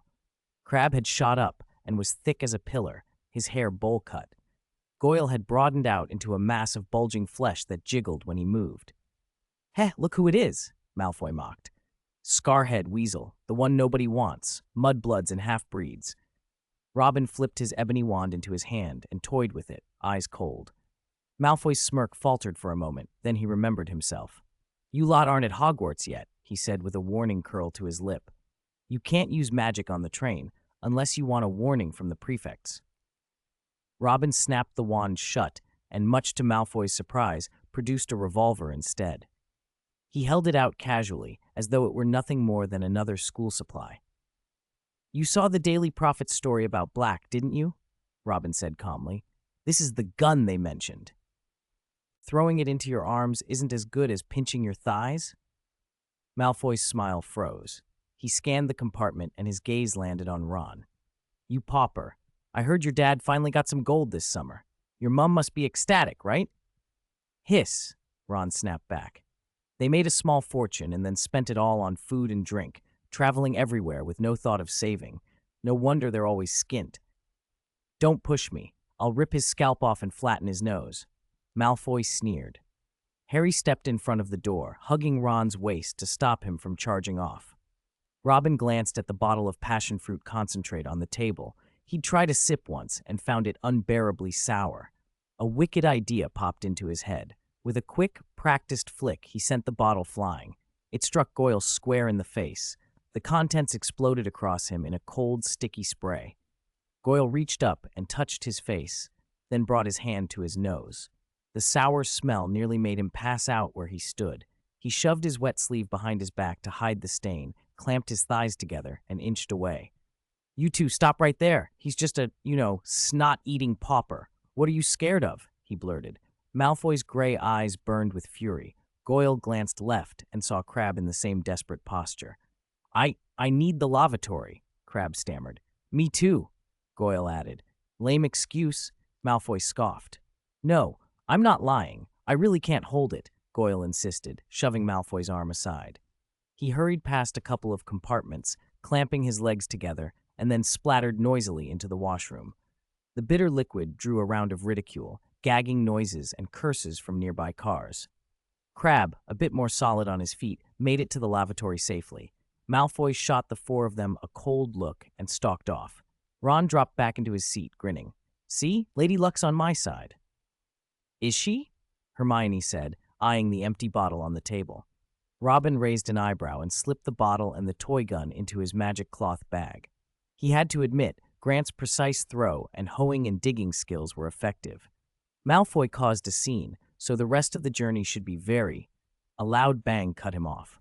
Rain streaked the carriage window into a watery gray. The sky beyond deepened from dull gray to black. The train shuddered, slowed, and came to a juddering stop. Someone's luggage thudded down from the rack somewhere down the corridor. "It's still too early to be at the station. Why did we stop?" Hermione asked, puzzled. Robin opened the compartment door and peered down the aisle. Heads were poking out of compartments, people looking around curiously. He closed the door and sat back down.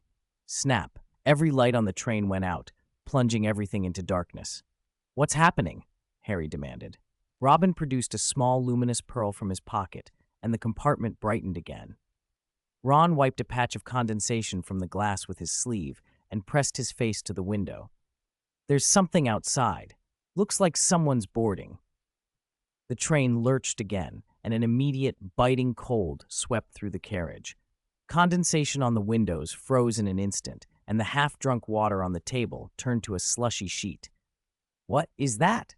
someone whispered. In the frosted glass of the compartment door, the luminous pearl revealed a tall shadow with ragged clothing that hung in strips. The figure moved like a thing caught in a wind and extended a long, spindly hand. The hand slapped the door. Harry held his breath. Ron clutched Scabbers to his chest. Hermione's nails dug into Robin's thigh so hard he had to bite back the thought. Wouldn't a hug be nicer than digging her nails into me? The compartment door was pushed open. The figure filled the doorway, a tattered black cloak, face hidden under a hood, body sloughing as if it had rotted in water. The long, pointed hand that emerged was gray and slimy, faintly luminous with a cold, sickly glow. The hand slithered back into the folds of the cloak. The hood narrowed and a rattling noise came from within. Then it took a long, slow breath, and the air it inhaled seemed to draw joy and courage from the carriage itself. A wave of bone-deep cold washed over them. Robin felt it seep through his skin, into his chest, straight to his heart, a darkness that swallowed sound and thought. Loneliness, confusion, fear, and panic rose up like a storm, stealing his breath. No wonder so many Azkaban prisoners went mad, he thought. Who could stand this regularly? He activated the Livier Mushroom's soul protection skill. In his mind, a dazzling light pierced the dark, and the cold receded like a tide. Robin stood and walked to the door. "Black isn't here. You can leave," he said, steadying his voice. The hood turned toward him. For a heartbeat, he felt the surrounding air rush toward it. Then Robin slammed the door shut. The air inside the compartment stopped flowing out. The dark figure lingered for dozens of seconds, then drifted away down the corridor. Robin turned and saw Crookshanks peering at him from Hermione's arms. Ron was huddled in his clothes, muttering about the cold. Harry was slumped over the table, pale, a small trickle of blood at his lip. Robin handed him a tissue and a bag of chocolate. Harry wiped his mouth and munched a couple of generous pieces before looking a little steadier. "What was that thing?" "A Dementor," Robin replied. "Guards of Azkaban. It must have boarded to search for Black, to see if he snuck onto the train." "That's insane," Ron roared once he'd shaken free of the chill. "Who would cover for Black on a train full of students? The Dementor will leave if it doesn't find anyone," Robin said. The train should restart soon. About 10 minutes later, the lights flickered back on, the whistle blew, and the train eased forward, heading north again. Rain hammered the windows as they moved. When the train finally pulled into Hogsmeade, it was still pouring, and the platform was bitterly cold.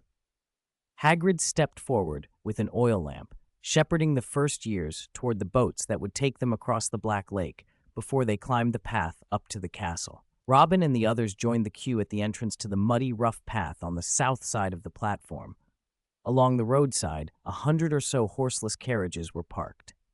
"Are the horses invisible?" Harry asked, walking up to one of the empty carriages. "They're not horses," someone explained.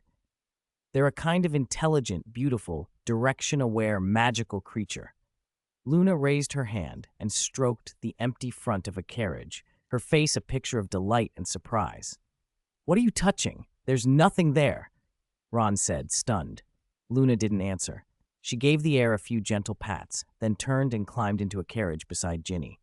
213, Old Bat, Hate Moonface. "Do you see anything at the front of the carriage?" Ron asked. Harry and Hermione shook their heads. Robin, however, climbed up onto the carriage to get a better view. Luna was inside, stroking a strange creature called a thestral.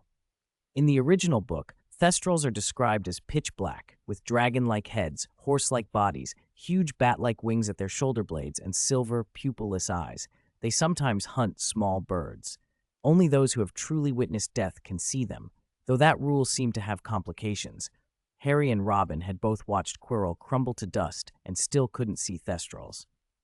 "The daft girl," Hermione muttered as she climbed in. "She's proper mad." The carriage rattled. As soon as Harry shut the door, the carriage jolted and rumbled off. It smelled faintly of mildew and straw. Through the window, they passed the Black Lake and a high wall. For a moment, Robin saw the circular Quidditch goalposts standing in the rain.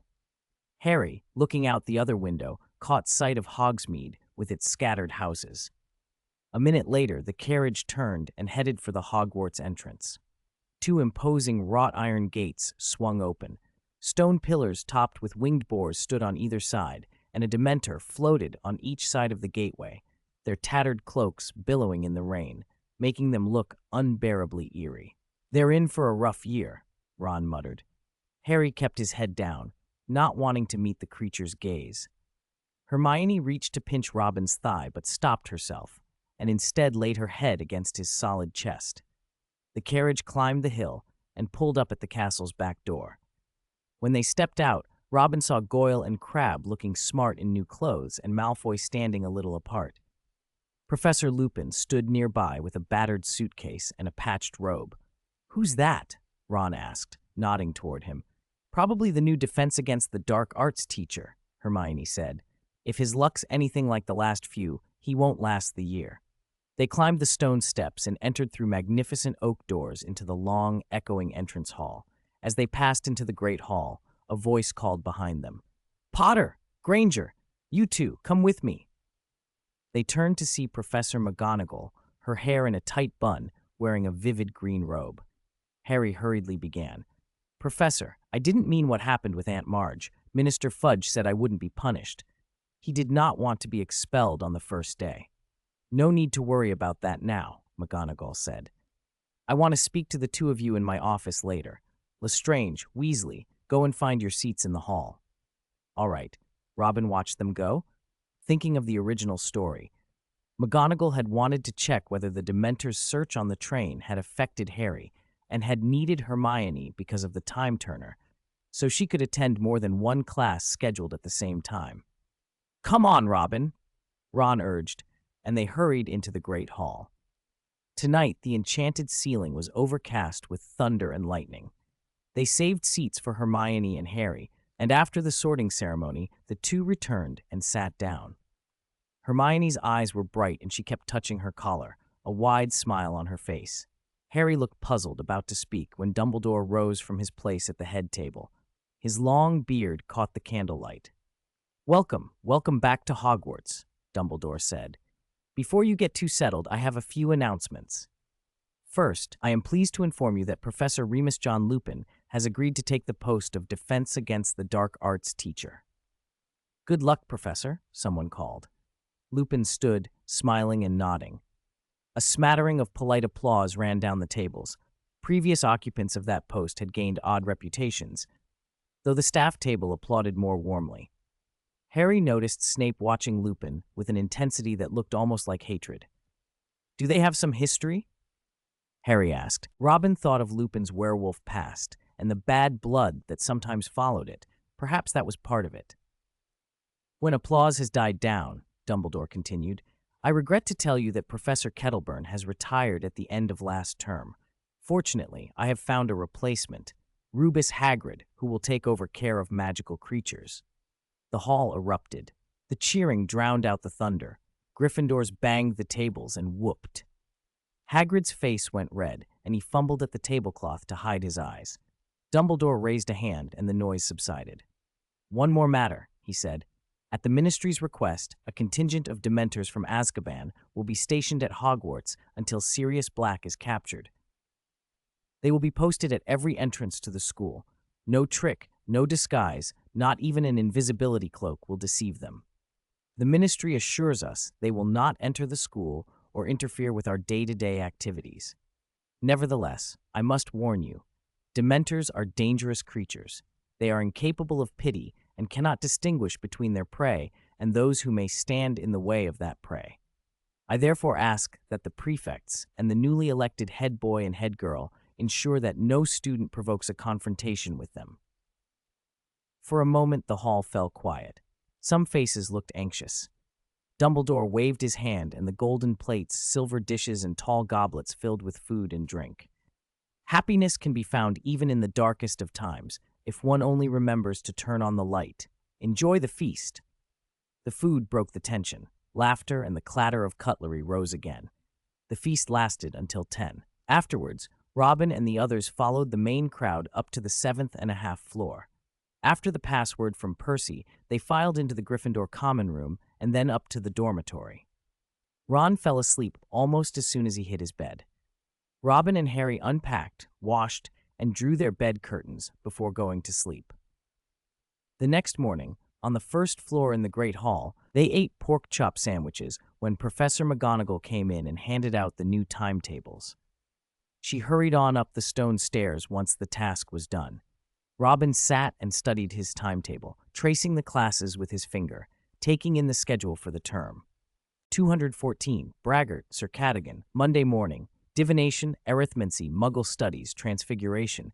Afternoon, Care of Magical Creatures, Charms.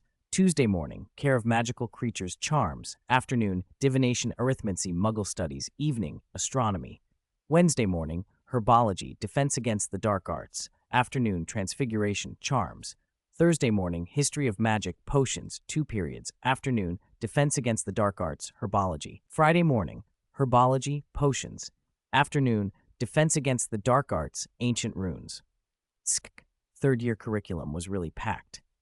"Hermione, you picked all the electives, didn't you?" Robin asked. It's great. New classes start today," Hermione said, beaming as she clutched her timetable.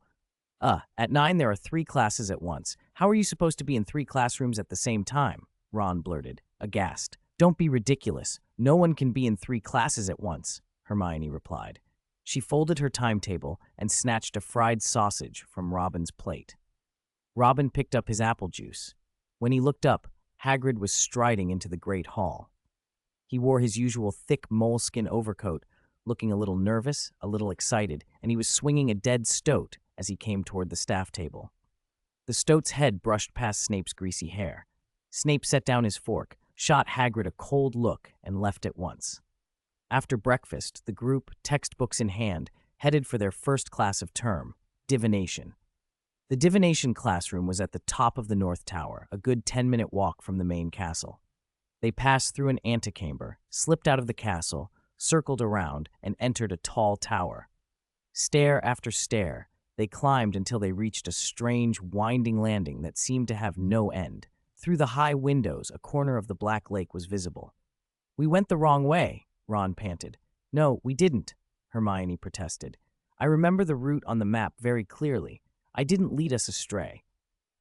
"But the Black Lake is on the south side of the castle," Harry frowned. While the 3 argued, Robin stared at a large painting on the stone wall. The picture showed an empty green meadow. A small, fat, round gray pony trotted into the frame, nibbling at the grass. Then a short, stout knight in battered armor rushed in, struggling to get his sword under control.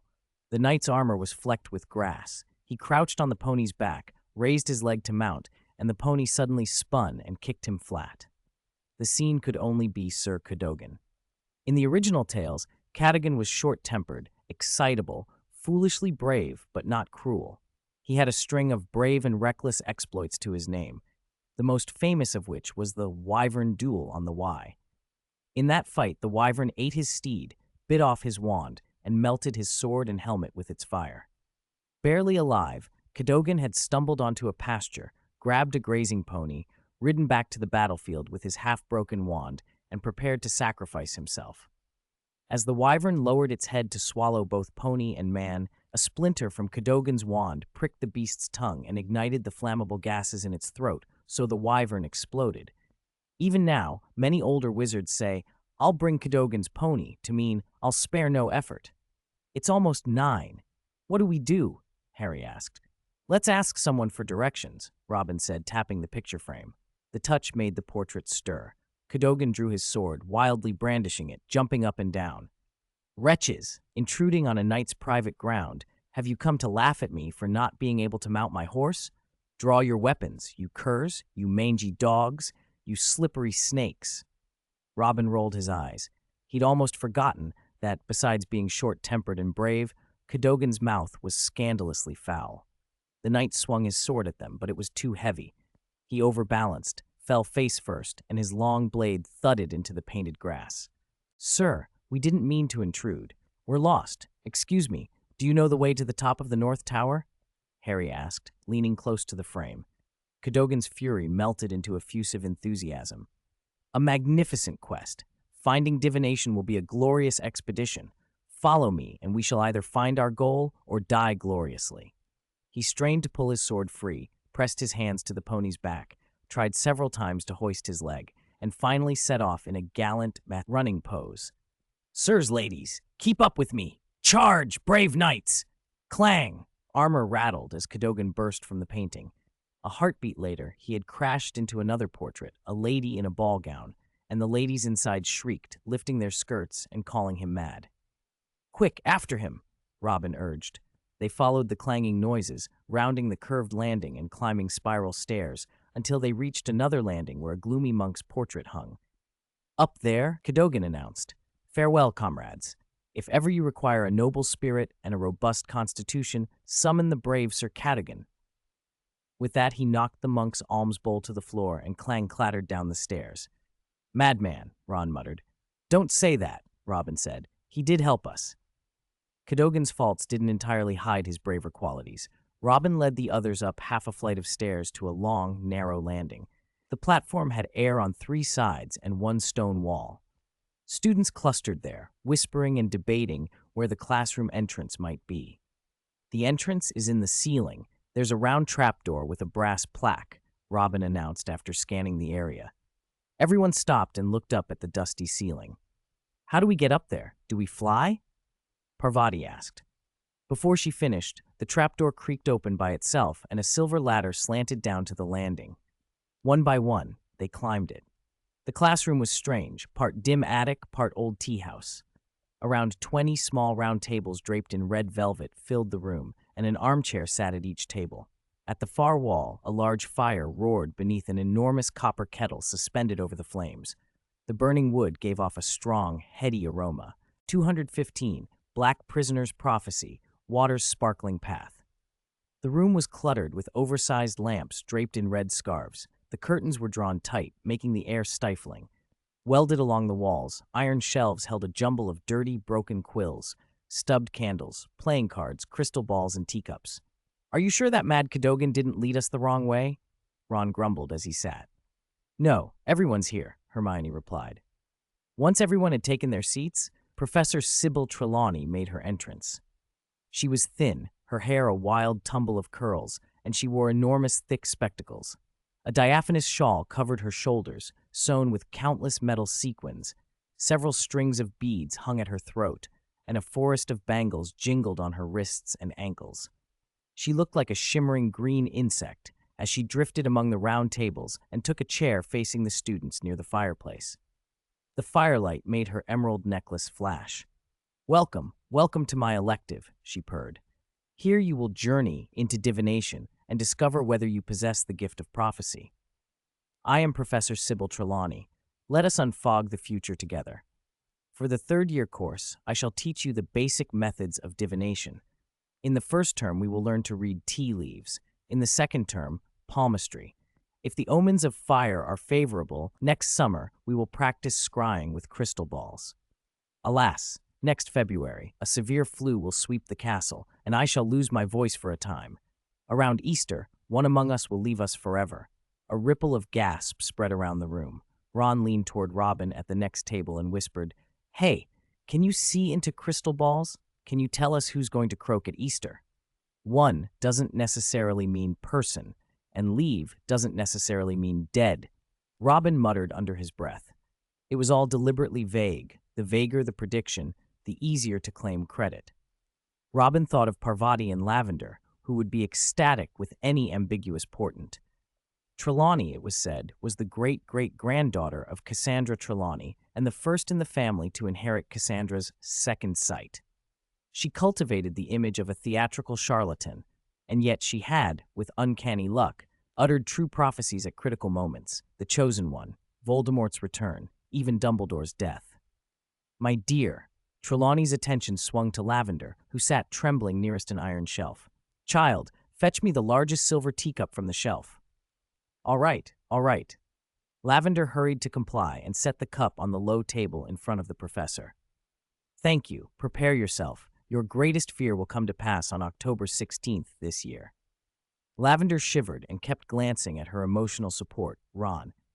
"Neville, is your grandmother all right?" She should be," Neville stammered. "I don't think so," somebody muttered. Trelawney scanned the room, eyes glinting behind her lenses, and fixed on Parvati next. "Child, beware a red-haired man." Parvati kept sneaking looks at Ron. "This is nonsense," Hermione scoffed, snapping her copy of Unfogging the Future closed. Trelawney suddenly flung her arms wide in a grand gesture. "Truth is like a proverb hidden in a book's pages, waiting to be found. Only by broadening your minds can you glimpse the future. Pair up. Each pair take a teacup from the shelf and line up before the fireplace. I will fill your cups. Return to your seats and drink until only leaves remain. Then hold the cup in your left hand, swirl the leaves gently 3 times, and place the cup upside down on its saucer. When the last drops have drained, hand the cup to your partner. They will interpret the leaf shapes using pages 5 to 6 of Unfogging the Future. Let us begin, children." Everyone obeyed. Robin and Hermione chose small blue porcelain cups, had them filled, and returned to their table. They drank the tea in 3 or 4 quick gulps, swirled the cups thrice, tipped out the water, and handed the cups to each other. "Broaden your minds. Let your vision transcend the mundane," Trelawney intoned as she drifted among the circles. Robin peered into his cup, then glanced at the textbook, frowning. "Hermione, where are the tea leaves in yours?" Hermione raised an eyebrow at the porcelain saucer. In the center of the pale brown liquid sat a small pile of leaves. "There they are." Robin set his empty cup down. "What do you make of mine?" I see a damp brown pile of leaves, like a square with slightly darker edges." Hermione flipped to pages 5 and 6 and studied the diagrams. "There's no square listed here. Honestly, divination is the most unreliable class at this school." "Let me see," Trelawney said with a puff of displeasure. She moved quickly through 2 tables and plucked the cup from Hermione's hand. The chatter died. Every eye tracked her. She turned the cup counterclockwise, peering through her thick lenses at the arrangement of leaves. "A square is very unusual," she murmured, then, with theatrical gravity, "My dear, this is a black prisoner. It means you will be trapped somewhere, bound to a place." "That's rubbish," Hermione shot back. Trelawney shook her head sadly, then crossed to one of the large lamps and peeled the red scarf away. Holding the cup up to the light so that her spectacles almost brushed the rim, she studied the leaves for a long minute. Suddenly, she threw her head back and laughed, a high, breathy peal that turned into a coughing fit. When she recovered, she padded back to the table. put an arm around Robin's shoulders, pointed at the leaves, and whispered, "Look, do you see it? A shimmering path. If you become the black prisoner, find that path, and you will walk back into the light. Child, remember, water is the shining feature of that path." Robin stared. To him it was just a brown square. Still, Trelawney's important pronouncements, however cryptic, had a way of coming true. He nodded solemnly and tucked her words away. "Good boy," she said warmly. After Trelawney left, Hermione asked softly, "Do you believe her?" "I do," Robin said. "Don't forget, I've divined with a crystal ball before." Even if it had been nonsense, Hermione fell silent. She took out her Muggle Studies textbook and reviewed the lesson in a low voice. Suddenly a scream rang from the next table, followed by the sharp sound of porcelain hitting stone. Neville, clutching a saucer, looked nervously at Trelawney. Apparently his old clumsy habit had resurfaced. Professor Trelawney didn't have the energy to bother with Neville. She clutched at her chest and stared at the overturned teacup on Ron's table with a look of genuine terror. "My dear child, that is an ominous sign," she stammered, her teeth chattering. Everyone got up from their armchairs and drifted toward Harry and Ron's round table, peering at the pattern the tea leaves had left in the bottom of the cup. "It looks like an acorn," Lavender offered, pressing a hand to Ron's shoulder. "Acorns don't have ears. It must be an animal. Could it be a hippopotamus?" Parvati asked, wringing her small hands. "Hippos are fat. The pattern is long and thin. Maybe a sheep," Dean suggested. As guesses flew back and forth, Trelawney's agitation slowly ebbed. She crushed her way through the crowd and with theatrical gravity declared, "No, this is a giant spectral dog, the darkest of omens. It foretells death." All the panic, curiosity, and astonishment in the room snapped to the cup's owner, Harry. His heart tightened. The image of a black dog in the shadows of the alley the night he had blown up Aunt Marge came rushing back. "Professor, you don't need to exaggerate the pattern to establish yourself as a diviner," Hermione said calmly, standing. "One ominous death a year. It's not proof. I don't believe a pile of tea leaves can determine someone's future, let alone life or death." Trelawney looked at Hermione, and her expression curdled into contempt. "Child," she sniffed, "I am sorry, but I must say it. I see no sight aura on you. Clearly, you have no true perception of the future." "Neville, clean up the broken pottery. I think today's lesson will end here. Everyone, gather your things and go on to your next class. It's not far from the main castle," Trelawney said, turning away. They returned to their seats, rinsed the teacups, and put them back on the iron rack, packed their books, and climbed down the spiral stairs one by one. As they descended, Robin noticed Hermione, about a meter ahead, suddenly vanish, only to reappear a moment later on the landing of the next flight. The same happened again in the entrance hall. Without thinking, Robin knew Hermione must have used a time-turner to be back for arithmancy and Muggle studies. They reached Transfiguration just as the bell in the corridor rang. Professor McGonagall swept in, gave a short greeting, and began her lecture on animagi, wizards who can transform into animals while retaining their magic. Halfway through, she glanced up and saw that aside from a few students dutifully scribbling notes under the lectern, most of the class were daydreaming. With a sharp slam of her textbook, she asked, "Is my lesson so uninteresting?" Every head turned away from the podium and toward Harry. "Professor, the last class was divination," someone said. "Trelawney had us read tea leaves, and the result—" Professor McGonagall frowned. "Lestrange, tell me, who among you was predicted to die this year?" A ripple of shocked chatter went through the room. "Me," Harry said and raised his hand. McGonagall's expression softened into a wry, knowing look. "You may not know this, but greeting new students with a death omen is Sybil Trelawney's old trick.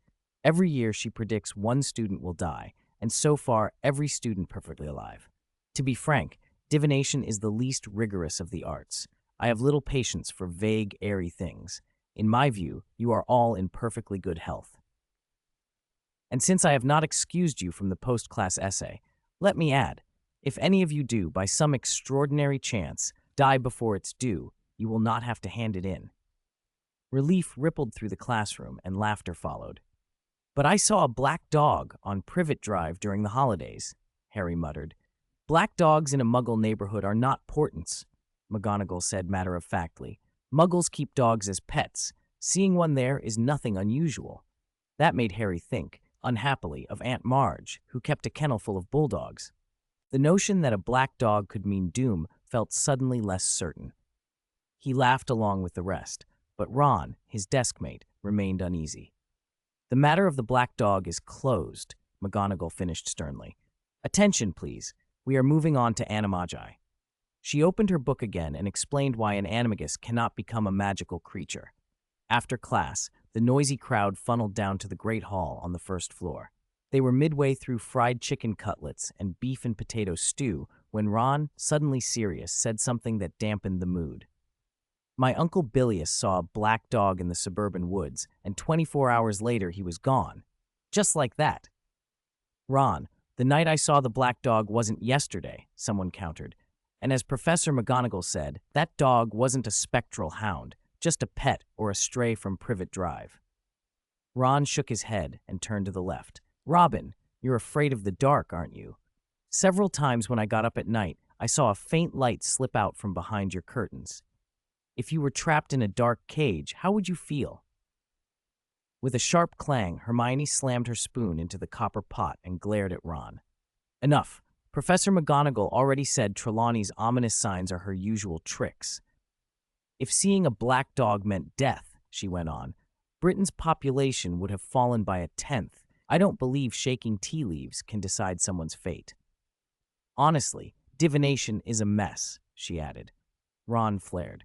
"You don't understand at all. You're always showing off, trying to win the professor's approval in everything."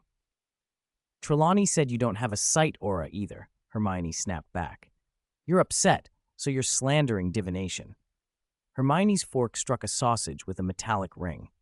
If doing well in divination means pretending to see black confinements and ominous signs in a cup of leaves, then it's worthless. Compared to arithmancy, divination is rubbish. Ron fell silent, staring at the ruined sausage on his plate. The others returned to their meals with renewed appetite. Robin took a can of lily-of-the-valley-shaped fruit hard candies from his bag and handed it to Hermione. She accepted it, and a slow smile finally returned to her face. After lunch, the group rested briefly, then gathered at Hagrid's hut, clutching the Monster Book of Monsters. Hagrid led them to a small paddock at the edge of the forbidden forest. The enclosure was empty save for a smooth, fallen boulder. "Right," Hagrid said. "Find a spot and stand still. Turn your textbooks to page 49 and wait in the paddock. I'll go fetch the magical creature." He stood by the boulder and called into the trees, waving his arms. "How do you turn the pages of this book?" Malfoy sneered from the back. "You've got to stroke its spine first." Hagrid took Robin's textbook and unfastened the strap. The thick book snapped its mouth at his beard, but when Hagrid's thick thumb stroked the spine, the book trembled as if a switch had been flicked and lay open without a fight. To avoid being bitten, remember to stroke the spine first, then open the strap, unless you've got as much strength as I have. Hagrid went off into the woods. Malfoy watched his cronies demonstrate, stroke the spine, open the strap, turn the pages, without being attacked, and then smugly stroked his own book. Neville, unlucky as ever, forgot Hagrid's instructions. He unfastened the strap without touching the spine. The book snapped and gnawed, knocked him flat, and bounced onto his chest. He tried to sit up, only to be hit back down again. "Help! Will someone help me?" Robin stepped forward, bent down, and stroked the spine. The book trembled and lay quiet on Neville's chest. "Thanks," Neville said gratefully as he scrambled up. "Idiot, are you stroking the book, or is the book stroking you?" Malfoy glanced at Neville, then sneered at Robin. "That's rich. Now the idiot's teaching us. My dad'll—" "Shut up. Nobody's clever, Malfoy," Robin cut in. He helped Neville gather torn pages, while Hagrid returned to the paddock. Hagrid put his fingers to his lips and let out a long, loud whistle. Every student snapped their books shut and turned to him. "It's coming. Don't blink." Hagrid clapped, and the undergrowth began to rustle. Something large thundered through the bushes. After a few tense seconds, the creature stepped into the paddock. It was Gray Storm, feathered with bright orange eyes and a steely blue beak. Its body, hind legs, and tail were those of a horse. Its head, wings, and forelegs were like an eagle's, the forelegs ending in talons about 15 centimeters long. The sight drew gasps and a few screams. Quite beautiful, isn't it? Hagrid cried, but no one echoed him. This is Buckbeak a hippogriff. They're proud beasts and they don't like being insulted. Don't be rude to it, or its talons will tear your flesh. Right, who wants to step forward and say hello? Hagrid asked. Laughter came from the back. Malfoy was grinning and Goyle and Crabbe were nodding. Most of the students took several fearful steps back. Hagrid rubbed his nose helplessly. Robin glanced around. No one wanted to be first. I'll do it, he said. Hagrid brightened. That's the spirit. Mind, you must be polite. Walk over and make eye contact with Buckbeak. Then bow properly and wait to see if it bows back. If it does, you may go forward and pet it. If it doesn't, you wait. Robin nodded and walked to the far side of the paddock. Hagrid put a hand on his shoulder and lowered his voice. Let it make the first move. Don't rush. Cold air hissed from the students behind him. No, don't go over there, someone shouted. Buckbeak startled and neighed at the crowd. Quiet, Lavender, Hermione hissed sharply. Robin reached a point about 5 meters away and met the hippogriff's gaze. Bow, Hagrid said. Robin bowed. When he lifted his head, Buckbeak did not return the bow. It stared with that arrogant, eagle-like expression. Then it stretched its neck and neighed, wings beating with a whoosh. Dust and dead leaves whipped toward Robin, making his eyes sting. He forced himself to keep them open, no blinking. The dust settled. Buckbeak shook its tail, blew out a white mist from its nostrils, and pawed the ground. Hermione had her wand out. Ron opened his mouth to tell her to lower it, but Hermione's glare stopped him. Back, Robin! Step back! Hagrid cried as Buckbeak raised a talon. Robin didn't move. He kept looking straight into the orange eyes. Hagrid hurried off and returned with a leather collar on a chain and a dead ferret. Buckbeak took a half step forward, shifted its weight, bent its right foreleg, and finally, head lowered, wings half spread, bowed unmistakably. Well done, Robin, Hagrid murmured. He dropped the collar and tossed the ferret aside. Buckbeak snapped it up and swallowed it in a few quick bites. Right, you can go up and pet it now. Remember, be polite, be slow, and let it make the first move, Hagrid reminded. Robin edged closer until he was only a meter away. Buckbeak backed off several steps, flaring its wings and protesting in a series of sharp neighs. Robin slowed to a crawl. Finally, Buckbeak leaned forward and gently rubbed its beak against his palm. Robin stroked the feathers on its forehead. The hippogriff closed its eyes and made a soft, contented sound, almost like a purr. The crowd behind them erupted into applause and cheers. Amazing! You can ride it, fly a few circles, sit near the base of the wings, don't grab the feathers. Buckbeak won't like that. Okay, Robin said. He grabbed the base of a wing, used it to lever himself up, swung his right leg over, and settled on Buckbeak's back.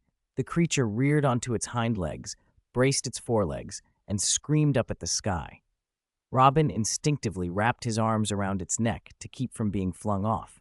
After Buckbeak's front legs landed, Hagrid stepped forward, patted its hindquarters, and shouted, "Off you go!" The hippogriff responded by launching itself, spreading its 5-meter wings and clearing the low, moss-covered stone wall, plunging into the thorny bushes beyond. Robin had to bury his face in the downy feathers at its hind neck to avoid the thorns. The soft plumage tickled his nostrils and made him itch to sneeze, but he forced it down. He knew if he sneezed now, Buckbeak might never bow to him again. A sudden stomach-dropping sensation hit as Buckbeak shot straight up. Robin clung to its neck and squeezed its ribs. The falling feeling vanished. Once it burst through the treetops, the hippogriff leveled out and circled the forbidden forest. Its wingtips skimmed the leaves of the Whomping Willow. Bright orange eyes peered through the castle's stonework toward the windows, 7 or 8 meters away, taking in the students and professor in class. When it swept over the Quidditch pitch, the cheering from the stands only encouraged it further.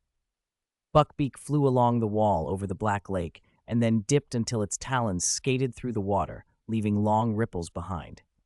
Robin's adrenaline spiked. He'd ridden Norbert and Little White before, both mischievous, yes, but obedient when it mattered. They kept to a steady course, braced against strong gusts for him, and steered clear of danger by instinct. Buckbeak was different, proud and unpredictable. One moment steady, the next it would plummet, threatening to peck the ground with its hooked beak before suddenly flicking back up. It snapped branches, brushed its wings over stonework, and even clawed at tower spires as if for the sheer thrill. Every second on its back was pure excitement. Leaning to one side, Robin looked down at the shimmering lake and saw his reflection, hair swept back, robes flapping, eyes bright with exhilaration. When Buckbeak had had enough, it landed with perfect balance in an open stretch of Hagrid's game reserve. Robin slid down, and Hagrid enveloped him in a massive hug. "Well done, Robin. You made a grand start," Hagrid said, beaming.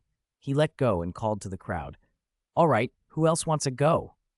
Encouraged by Robin's success, hands shot up, and even Harry stepped forward, eyes bright with hope. Hagrid was about to call on him when Malfoy elbowed through the students and announced loudly, "I'll go." He wanted everyone to watch. Heh. I knew that idiot couldn't handle anything decent. Since Lestrange managed it, this creature isn't frightening at all. Right, you ugly great beast? Malfoy swaggered toward Buckbeak, sleeves swinging, not realizing how provoked the hippogriff already was. Hagrid sensed the danger and shouted, "No, Malfoy, don't." But it was too late. Buckbeak reared up on its hind legs, talons like steel raised. Malfoy took a reflex step back, stumbled, and fell. His right arm slammed against a sharp stone that jutted from the earth, and when the hippogriff lunged and missed, he opened its beak as if to nip at Malfoy's neck. Robin shoved his wand out and shouted a charm. The end of Buckbeak's beak softened under the spell as if turned to rubber. Hagrid leapt forward and threw his weight across the hippogriff's back, pinning it so no one could be hurt. "Ow! My arm! My arm's gone numb! My head! He nearly killed me!" Malfoy howled, clutching his right arm. The students backed away in a flurry and spilled out of the reserve. "He bit! He tried to bite me!" Malfoy whimpered, drawing on every ounce of his theatrics. "Calm down," Hagrid said, scooping Malfoy up. "Buckbeak didn't touch you. You fell and scraped yourself. I'll take you to the hospital now." He handed Malfoy to someone and tossed a set of keys to Robin. "Take care of him. Put a leather collar on and tie him in the biggest shed in the reserve." With that, he shouldered Malfoy and trudged off, the boy wailing under his arm. Robin knelt to soothe Buckbeak and glanced at the sharp stone, its exposed tips stained with blood, and saw Hagrid's footprints leaving a dotted trail. "That's the end of class for today. Everyone pack up and head back to the castle." No one moved for a moment, shocked. Then at Hermione's prompt, the students grabbed their books and fled. When most had gone, Robin led Buckbeak back to the shed, with Harry, Hermione, and Ron close behind. "It always had to happen," Ron fretted. "Hagrid's only had the first class and he goes and ruins it. He'll be sacked, won't he?" "No," Harry said. "Madame Pomfrey's good. She can fix an arm in no time." "It isn't that simple," Hermione said, indignant. "Malfoy's father will make trouble and Buckbeak did try to bite him. It wasn't just a fall." Robin calmed the hippogriff, secured it, then suggested they go see Hagrid to find out what would happen.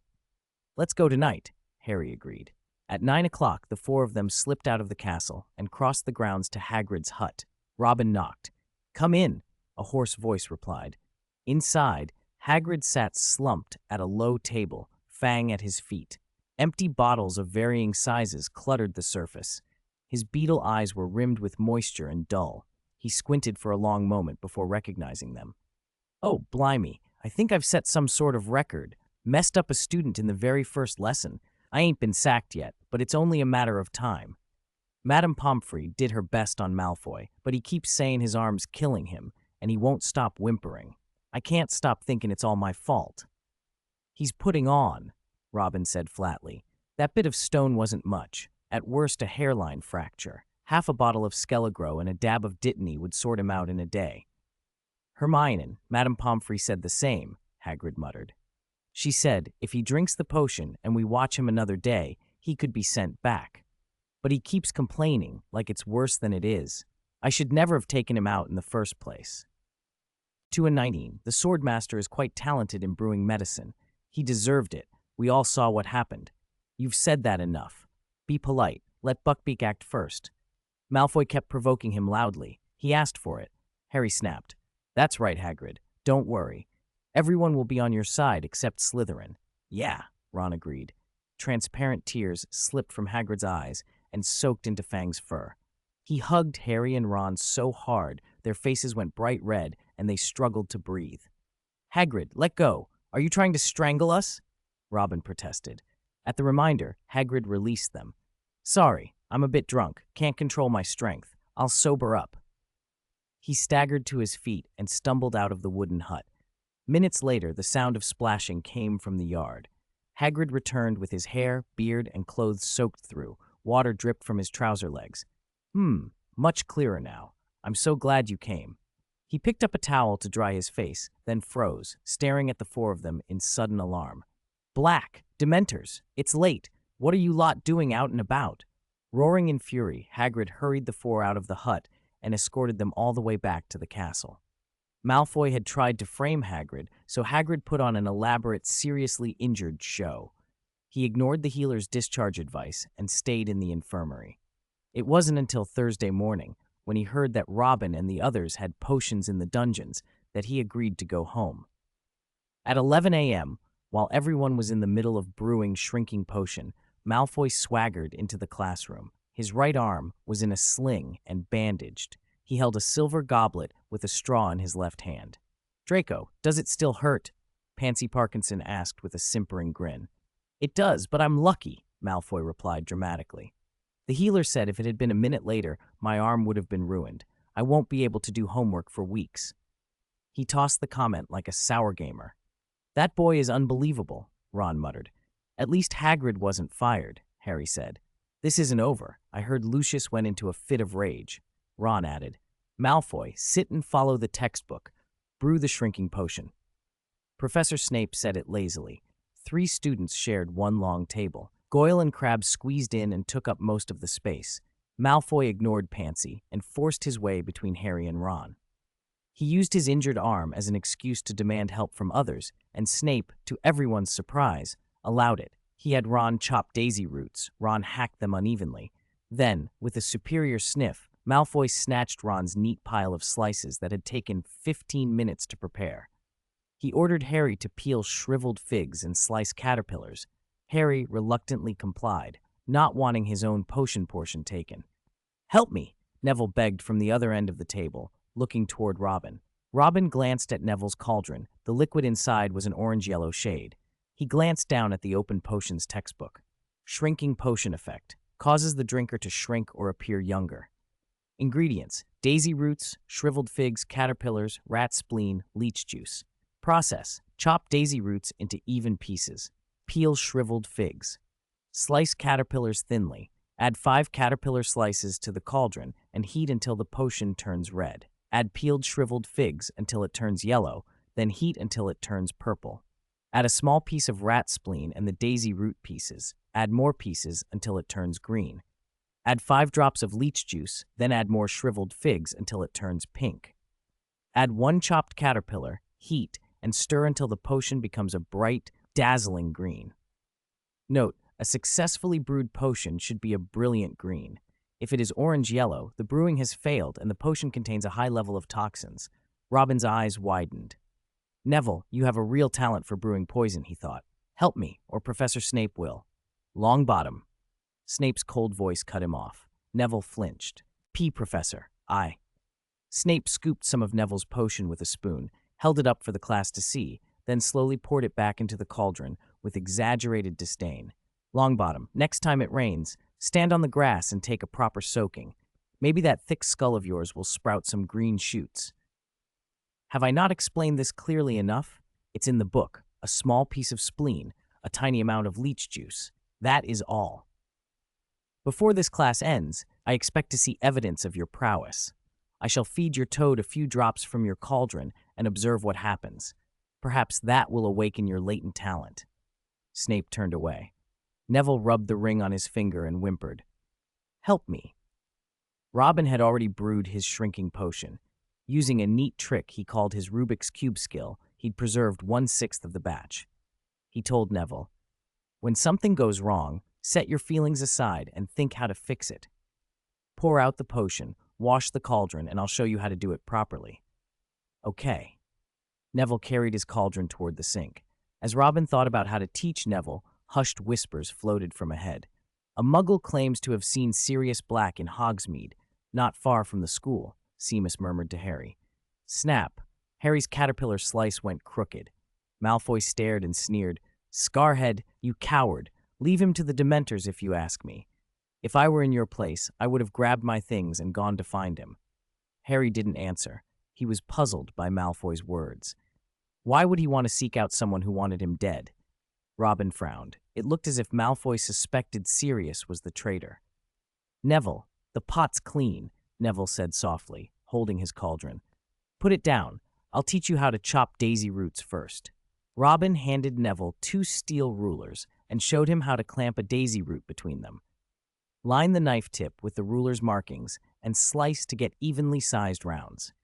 Then wedge the rounds into the ruler's circular holes and cut each into 4 equal quarters. Slowly, Robin took out other small tools and methodically taught Neville how to prepare each ingredient and the correct heating and stirring technique. For Trevor, Neville concentrated like never before, every ounce of attention fixed on the task, hands trembling but steadying as he followed Robin's instructions. As the class came to an end, Snape strode over. Neville, clutching Trevor, shrank back and cowered behind Robin. When Snape saw the potion in the cauldron was bright green, his face darkened. His displeasure quickly hardened into scorn, as if he was already certain Neville couldn't possibly succeed. "Come closer, everyone. Gather round." The students rose and edged toward Neville's cauldron. Malfoy shoved his way to the front, still nursing a sippy cup in his left hand. "Let's see what Longbottom's toad is going to turn into," he drawled. "If Neville's done it right, it'll become a miniature toad or a tadpole. If not, he'll have to write to his gran for another one." Some in the crowd looked anxious, Harry and Hermione among them. Neville and Seamus looked terrified. Others, like Malfoy and Pansy, were delighted. "Give it here," Snape snapped. Neville stammered, "Professor, I—" Snape snatched Trevor and forced the little toad's mouth open, scooping a spoonful of potion and pouring it in. The classroom fell utterly silent. They watched Trevor's belly heave as it struggled to breathe. Then, with a tiny pop, it shrank to the size of a mung bean and bounced in Snape's palm. "Well done, Neville." Seamus led the cheer, and the Gryffindors erupted. "Professor, my toad!" Snape's face remained gloomy. He pulled a small black bottle from his robe pocket, let a few drops fall onto Trevor, and with another pop the toad sprang back to its normal size and leapt onto Neville's head, croaking loudly. "How strange." "The idiot had a moment of competence," Malfoy sneered. Malfoy drew on his straw theatrically, then blew a spray of green liquid across the front row. The droplets hit Pansy, and with a small pop she and her clothes shrank until she was no bigger than an apple. She flailed her arms, bandages that wrapped one arm spilling loose as she shouted for help, though she barely registered what had happened. The corridor exploded with laughter, Goyle and Crabbe among them. "Look how bendy he is, faking the whole thing," Ron muttered, scowling. The Gryffindors felt a mixture of glee at Malfoy's embarrassment and rage that he dared to pretend at being badly hurt, forcing their Care of Magical Creatures class to change from hippogriffs to flobberworms. "Professor, please help Draco," Pansy squealed. Snape produced the little black bottle again. Only after the potion was emptied did Malfoy, with a disgruntled pop, return to normal size. He glared at Ron, who'd laughed the loudest. Snape flicked his wand. A silver goblet on the floor flew into his hand. He unscrewed the cap, aimed at Neville's cauldron, and poured the steaming, bright green contents into it. The bell began to ring. Snape swept his cold, hollow stare across the silent classroom. "Once I find out who did this, I will have him expelled from Hogwarts." Class dismissed.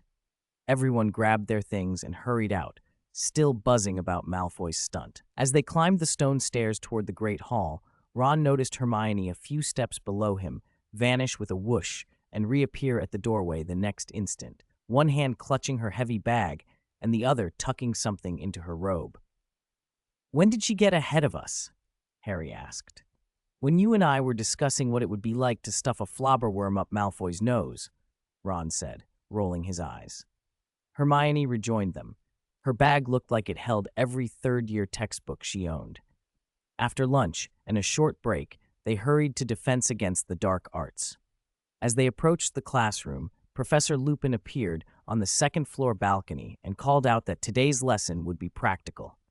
"Put your books away and follow me," he said. The class trailed him down long corridors, around corners, and through empty stretches of stone until they reached the staff room door. Lupin pushed it open with a smile. "Come in, everyone." The staff room was long and lined with brown-yellow wooden panels filled with old wardrobes, tables, and shelves. Snape was already there, holding a small, thick book and wearing his usual sneer. Lupin nodded politely to him and began to close the door. "Lupin, wait, I would rather not witness this," Snape said, voice tight. Snape snapped his book shut and rose. The hem of his black robe swished. As he reached the doorway, he sneered.